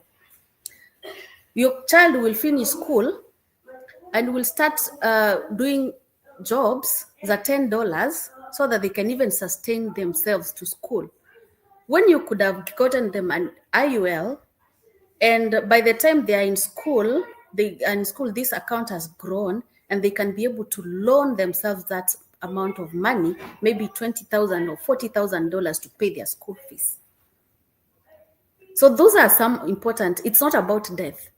It's about even future. It's about even, your kids and stuff like that. Because this kind of money, you can loan yourself. You can take loan from that money. It's called life insurance with living benefits. And so it's important, while you're helping other people, sending that 20,000, that's enough to pay for your child premium of 4 months. I'm not saying you don't send them, but send them when you're also planning for your own kids that you brought. You can imagine your daughter will be like, Mommy, you used to do this and this, but Mimi, I have nothing. I have to work for myself to go to school and I have to sacrifice this much when you helped people. It's very bad. And I've been asking myself that kind of question and feeling bad about it for a long time. And so that is one thing people need to wake up and know, that that time will come. That time of these kids going to school will come, and you will start working double shifts, 2, 3 jobs when you're 50 years old, because you helped other people and you did not think that time will come for your own kids. So now, Kanini, what is the way forward? We are here, how many of us? We are 80 of us. Talk to us. Tell us, 80? when we come here. 80 Yeah, or 8? 80. Oh, nice. At some point we were 104. So like, talk to us and tell us, what do we do when we land here as nurse immigrants? And we are coming here at our old age. Back home, we used to complain, there is no money, I don't have enough money to save, to do insurance, mortgages and stuff. But when you come here, you have that capability of making your life better. And some of these things we are learning, because even me, I'm learning. I've not learned about it yet. I'm still learning. Like, I'm learning with other people. And somebody is asking, what is IUL? Maybe you tell us, what do we need to do? Where do we get this health from? Will the So money does that we are earning right now, will it be enough for me to, like now, currently me, because I'm still in the agency and stuff, will it be enough for me to pay for my daughters and, pay for myself, IULs? Can you take us through that? So briefly, because it's a whole topic, Yeah, we will get time and come back and talk about IUL it. is an insurance. It's called what? It's an insurance. Like, it's an insurance, like you're covering your life. Okay, it's a life insurance, and there's so many types of life insurances. But of course, you want to get into IUL. IUL is a, you have a living benefit. Like, you can benefit when you're living, when you are alive, and you can still benefit when you die. Your people can benefit when you die. And so, what was the question? The question was, will the money, like when you land here, you need to prepare. Oh yeah, will for the the money school. be enough? Will Let the me money tell be you, enough? depending on your age. Mi nilikuja hapa kama nimekula tu miaka, but I was still but I was still able to pay for this money, because this money, I only pay $400 a month. What is $400? One extra shift and you have triple that or even double that to take home. One extra shift. So these things, it's about sacrifice. There's nothing that is impossible. That agency money is enough when you plan yourself. That money you send home, $200 every month. You can even decide to send $100, kwani konini? Because when you were not sending, those people were leaving. Now they cannot leave. They will die because you're not sending $200. But when you were in Kenya, you were sending 5,000 and they lived. So Or even less, or even you didn't yeah, send. or even nothing. So do not put over expectation. Don't put your family on the roof at expense of you and your kids. You come first. Yes, it's good. I help my parents. I do Kanini, stuff. unajua, wacha sasa hata niongee na Kiswahili. When you come here, you land here, you get excited because you're like, every nurse out there back home, they are complaining the payslips are in ICU. I hope why was yours in ICU at some point? In mortuary. Why was it in mortuary? It is because you had taken a lot of loans because you want to do something. So when you land here, you want to finish up what you had started. So will you finish what you had started back home? Will you pay back the debts, loans, Mshwari, Fuliza, or you will start now saving for your IUL? Which is which? Can you? Because now we are getting confused. Yeah. So let me tell you, paying loans is important. It's very good. As much as paying for your insurance is good, because suppose you die even 2 months after you come, who will pay that loan? Insurance italipa. Or even it will never be paid, right? So both things are good. Moderation. You can do them both at the same time, and you do not have to kill yourself doing that. This IUL is little money which you go for groceries and even buy impulse. By Nine, I am very bad impulse buyer. And I see something online and I am ordering. I see this couch and I do not want it. I see this one, I want this one, I don't want this one. Why? Because I'm not even able to do. But I have something that puts me in check. Before I do that, before I send that money, have I paid that insurance? Before I pay that loan that I left in Kenya, have I paid my insurance? Yes. And that is what is important, because we do not know tomorrow. And even if we reach tomorrow and see our kids grow, we do not want to be depressed because we don't have money and we don't have fees for them. So I would say, yes, it's important to pay both loans back home, and it's important to live and plan for tomorrow. Wow. Yeah. So now what we are going to do, Kanini, You are research about it. you already on it? Is it something that you're planning to be doing? So for me, let me say for myself, I bought my insurance because I was like, is this thing real? I think, and then again, owing to the fact that you underwent through that incident, and it made you panic, and like, you know, it awakened your nerves, and you're like, wow, I could land here within few months, and then things go helter-skelter. Yes. Because it's an incident that happened to you. Exactly. There's that celebration mode when you come. There's the Christmas mode. I would say holiday mode when you come. You're excited. You want to finish In that. dollars, Yes, you want to make your parents, they've suffered alone a lot of, for a long time, they need to be in a good house. Yes, there's a celebration mode, and it's allowed. It's good to go through that, so that you don't say you did not do. I don't blame I did that. But also know that time enough as soon as possible. And these people, they should not think that you've come here and their life has to change.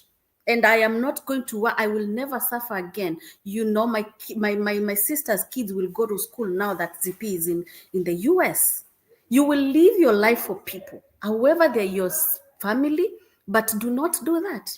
Let there be moderation. Let there be a point that there's a boundary about it. Yes, help them, but that time will come and they will tell you, yes, now I have helped you. So now I need to do something for myself. Give me some time. Or now I'm cutting this $200 I give you every week to $50 because there's something also I'm doing, and you don't have to tell them what is that you're doing. But you have to learn. In short, what I'm getting from you, you have to learn when to say no.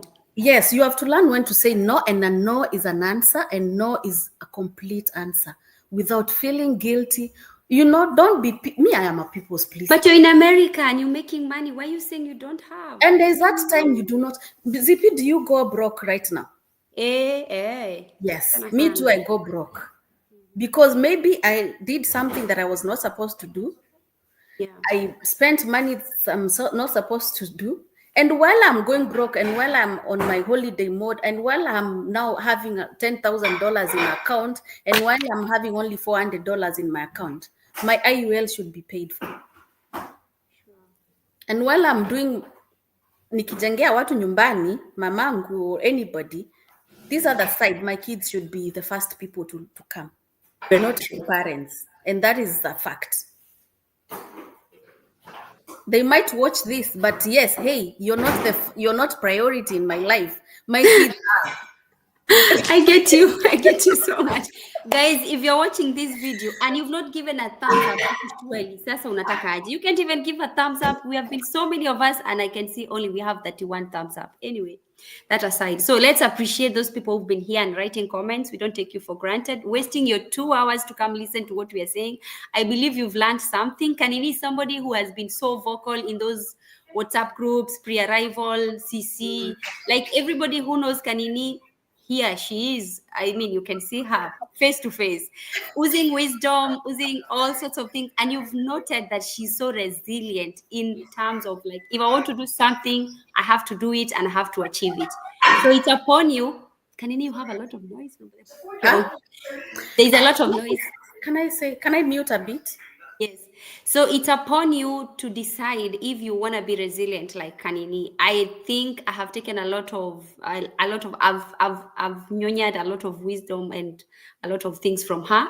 And she's somebody, if you sit with, she will guide you more and more and more. So in the interest of time, we've been here for 2 hours, guys. Give a video a thumbs up. And if you've not subscribed to Zippy the Nurse YouTube channel, this is where we learn all nurses, matters nursing, matters immigration. I mean, there's so many things that are in this channel that you don't want to miss. Every day we bring somebody, like we've learned a way of bringing somebody to talk to us. Guys have been telling me, oh, bring different nurses from different places. So if you're a nurse out there and you're watching from maybe Texas, you're watching from, I don't know, from any part of the world, and you would want to give out your story, give us your journey, like where you are right now, you're free to reach me out on my number. It's in the bio, and I will be free to bring you to the people and you talk to them. Kanini will still have to get another time so that you come and talk to us, because we've been here for 2 hours and we feel like it's 10 minutes. So I'm going to read the comments. This is Doris Bella. She says she's locked Oh, in. We have Emily. Doris you know Bella, who is Doris Oh, Bella? I know Doris. Doris, Doris is hi. my girl, Mariam. Mariam Bella. Mariam Wakideu. I know that is the wife. Yeah, Makideu. yeah, she's my girl. I Hey know Doris. I don't even call her Doris. She's Mariam. she's here. So this is Emily. She says, hey, I'm Emily. I'm Nancy. She's here. Winnie tuned in. There is Dr. Odi. Hi, Zippy. Hi to Where's you. Winnie who? Winnie Frida. Mora. She's my girl. All Hey. right, thank you guys. There is Mary Otieno. There is this Wade and Daniel says, hi Zippy, thanks for bringing us the information. After information, you're welcome. And then who else do we have? There is this guy from Kentucky. I think you used to work with him in the same hospital. That is University of Kentucky. And when you talked about Kentucky, he said, hi Kanini, I have had patients refusing my services. Because I'm black. That was about racism. Natokanga hapo laughing because it's their loss. Racism is real, but I have become immune to it now. And then there is this guy who says, thank you for sharing your journey, Kanini. We appreciate you. We love you. Yeah, let me cut you short. And when I said there's racism, and that's like silent racism in Kentucky, you see, it's real. Patients will refuse services all over, even in the hospital. They will fire you, but not based on your color. Like here, there are patients who have fired me, but not as much as they fired me based on my color and how I speak, like in Kentucky. And those are things that you don't want to leave. It's a very beautiful place, but those are things you can imagine if you don't want to face such kind of. Thus, what about your kids? What are they Yeah. facing? Yeah. It's tough. Yeah, you can continue. So let me read from the phone because getting them from here is a bit difficult. So we have, where are we? We have Winnie Frida who says, no, let me not read that one first. There are so many, my God. Ever say the one for Frida, Winnie? There's, there's Doris who said locked in. Then there's Mary Otieno. Hi, Zippy. Thanks for bringing us the information after information. Kanini, that is so encouraging. We have Ruth Kamau who says that is so encouraging. Yeah, thank you so much. Receive the gratitudes.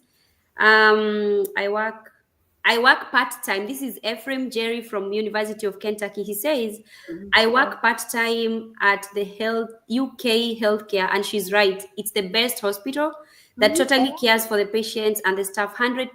Hashtag big blue nurses. I don't know what is that. Big blue states. The state All is right. go blue. Okay. Yeah. Then there's Darren McCory who says, this is so encouraging. Nico says, thank you for sharing your journey. Then there's great information, Kanini, great information. Thanks. I really appreciate it. Then Rebecca Agawa says, hello. Hello to you, Rebecca. We have Nico who says, please talk about academic documents verification. That one you answered. And then somebody said the companies that verify those documents, we have AES and we have WES. I know WES. Yeah, he said, this is Shams who said, for document verification, there is AES and WES, which cost about $340. Yeah. So if you're a nurse who has a spouse who wants to verify their documents, maybe during the transition, you can Google up that one and you will know what happens. Then Rebecca says experience is the best teacher, owing to the fact that you went through an incident and then you're bringing to us about importance of having insurance in case anything happens, and your experience is so sumptuous. So watu wa dispensary kama mulikuwa meandika sijui Kenyatta National Referral Hospital, I think that's when she was talking about calling and doing a background check, akasema Kitaturamba, and then somebody said yeah, let me clarify that. Kuandika kwa dispensary and you write Kenyatta Hospital, it's okay when you're coming. You know, me too, I deleted the... Talk to Kenyans, talk to yeah, Kenyans. acha niongee na Wakenya. Ni poa kuandika hivyo time unakuja. Because nani hawa wa agency hawataangalia hizo vitu, hawatachunguza what's going on there and all that, most of them. Lakini wewe ukikuja huku hivi, ukitoka kwa agency utafute kazi nyingine, andika kitu yenye utajua. Wakenya ni wajanja, washaelewa Kenya na unajua. And then mtu akasema Kitaturamba, ushaelezea. Are you saying lakini we write, sitasoma hiyo kwa Kizungu. So ujanja ni gani? Ushaambiwa ujanja. Maybe we change CV post agency. I think so. I don't know. Irene, you're a very, very wise lady. That one I can attest to that. Now she's very niseme ama nisiseme. May God continue to bless you. And she's a no-nonsense lady. That is what I wanted to say. Msishangae mbona nataka kusema nikanyamazie. She's a no-nonsense lady. If you've interacted with her in those WhatsApp groups, you can tell. And she's very vocal on what she wants. Like she says. But I joke a lot, ZP. Most of the time I'm joking. But when you come on to me, I without calling for you, kitaeleweka. So we will softer this time. All right, thank you. We'll be working in Illinois when I come. Do you have an idea about the place, housing, and racism? Let me tell you, everywhere kuna racism, and everywhere kuna bad place and good side of the city. It's you to know which one you want to. Because even here in Houston, there are places that I cannot live. There are places that I cannot live, and there are places that I can live. So it just depends on where you're living in that city. Hakuna pali pabaya. So we have a friend who is in Montana. Yeah. Lillian from Montana. I hope she's watching. Hi, Lillian. She's also one of us. Then amesema mwingine, Salon, how are you managing? Imekaa tu. Thanks, Kanini, for sharing. Sorry? But there's people who they're salonists. Only that it's expensive, and sometimes it's not done well. That's why I ended up having an artificial head on top of my this head. One, let me tell them, this one, it's not so much, but this one is $300 or maybe $250 and above. And so ukifanya hiyo unachapa tu miezi kadhaa bila kushuka. Unafunga kitambaa hapa ikiharibika.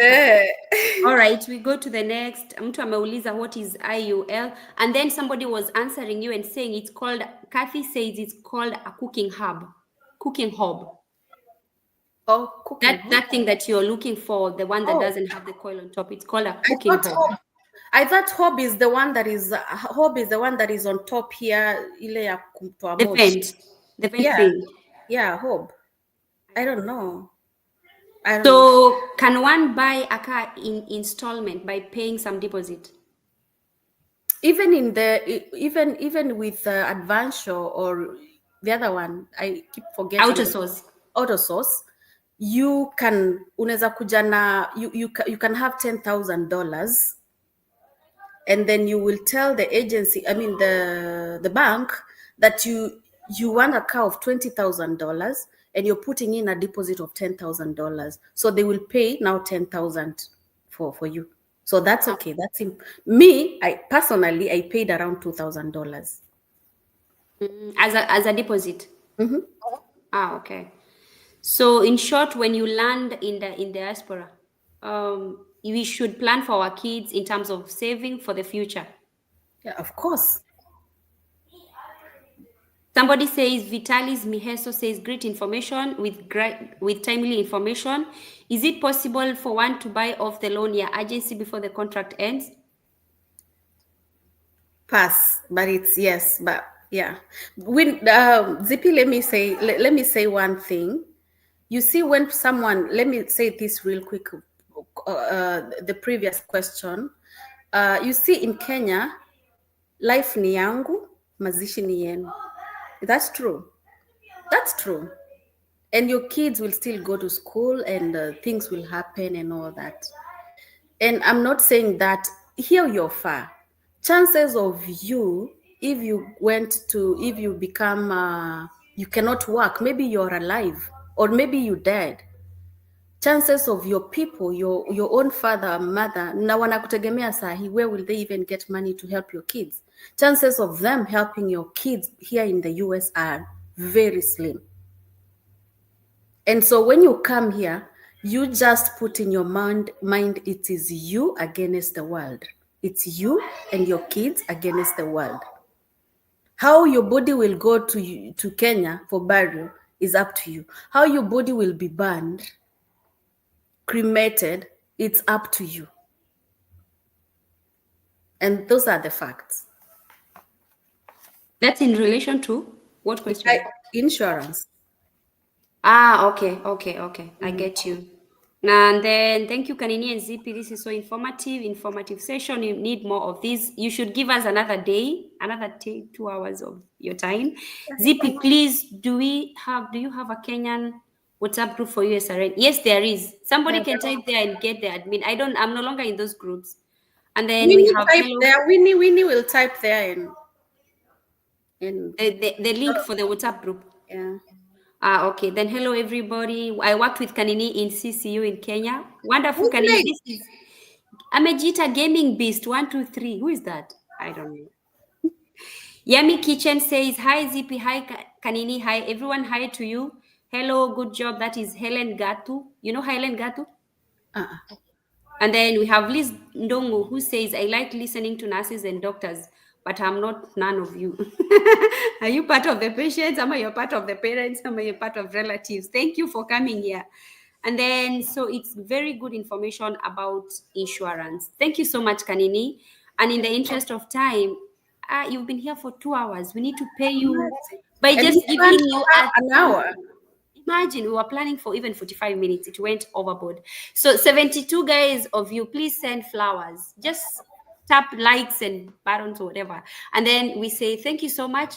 Today in America is Thanksgiving Day. I learned yesterday that it's just, if you love somebody, just appreciate them. If you have a friend, if you have an enemy, just appreciate them. Like it's just a Thanksgiving. You know, you just keep on thanking God for the fact that He has brought us. And for this opportunity that you've given us, Kanini, on behalf of everybody who watched, we are right now 71, receive our gratitudes. It's not easy to come sit down here and tell us your information without even paying you. We don't take it for granted, and we love you so much. As we wind up, what is your parting shot? What do you tell our viewers? So first of all, thank you so much for this platform. We've seen it grow, and we will still see it grow and go to places. I remember those days that we used to, fight for it, and here we are. We can only say thank you, God.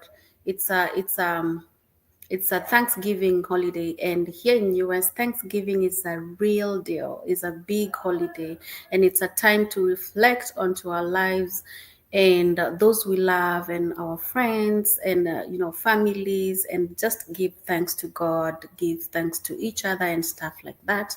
And so today I come here and thank God for your channel. Thank God for us. We are living testimonies and we are going far. And we want to encourage anyone else out there who want to be a nurse or who even want to come to the US. You don't have to be a nurse. And who want to come to the US, as nurses, and you're not comfortable in Kenya, US is the place to go. Leave the country. You have the opportunity right now. You do not know what awaits tomorrow because things might change. You never know. Another administration or something or rules in the Congress or anywhere, they might change and they say, hey, we are not longer accepting, we will not longer accept nurses from. So if you have an opportunity, you're not comfortable in your country, just grab the opportunity and run with it and never look back. Because the only thing that I regret of coming to this country because there is not to have come to this country 10 years ago. So I thank God for that, and I thank God for ZP and her channel, and thank you, our viewers. We are here because of you, and we are nothing if you're not here. And so I give ZP our flowers while she's awake, while she's alive. And while she's here, thank you, Zippy. You're going places, and may God bless you. And we continue to grow the channel and see each other. Wow, thank you so much. And I think shout out to those who know me on the comment. Shout out to Winnie. Shout out to Mariam, and shout out to my sisters that are watching. This is Gaming Beast 123 says, Kanini, I am Odoro. Ah, that's my in charge. That's my charge. And she's a From Kenya. sweet, yeah, she's a sweet lady. She's Wow. she's a Thank you sweet so much. lady. Hey, Odoro. Yeah, we used to work together, and she was the beautiful, sweetest lady you can ever have as a charge. Wow, that's so nice. Next to charge. Before we end, Kanini, there's something that has been going on around social media, TikTok, Facebook, and then people have been saying, these nurses are telling us it's paying better in US, but then again, they have a lot of bills that they are not telling us. Would you still say a lot of what? Bills, like bills back to back? Yeah, we have a lot of bills. We have a lot of bills, but we can pay them. Would you still encourage somebody to come to the US with all these bills? Yes, we have a lot of bills, but we can pay them. Unlike in Kenya, you have bills, but you cannot pay them. You have to take loans for that. Like you, Kanini, you are employed in one of the best hospitals in Eastern Central Africa. I don't fear to say I was paid 148,000 as an RN2. Was it RN? Sijui ilikuwa inaitwa nini? One. And RN1. Sijui ilikuwa inaitwa? NO2. NO1. 148,000. And I was damn broke. Because of loans. But here you can decide not to have loans and say, I want 1 million shillings at the end of the month, and you get it. Really? Of course. Why not? Believe it. People won't believe it when you say that, but keep on encouraging people. You're doing a good job, Irene. Yeah. Still be vocal in those WhatsApp. Are you still in those WhatsApp groups? Maybe they can reach you out for I'm going there to teach about insurance very soon. I'll go back. You can always come here. You can always come here every time, anytime you feel like you want to reach out to people, you have a platform. I said from the beginning of this video, you're the mother of this YouTube channel. The first ever interview I did was with you. And people came back to me and said, Kanini was supposed to tell us so many things. Why were you? Guys, didn't I improve? Can't you give me flowers when I deserve them? Yo. Anyway. Yeah, somebody saying it's nothing, Officer One. In dollars, it's how much? Yo, you want us to say in dollars? Amesema Odoro amekwambia hugs. And then Kathy is saying, we Kanini pia nilizunguka pamoja sana.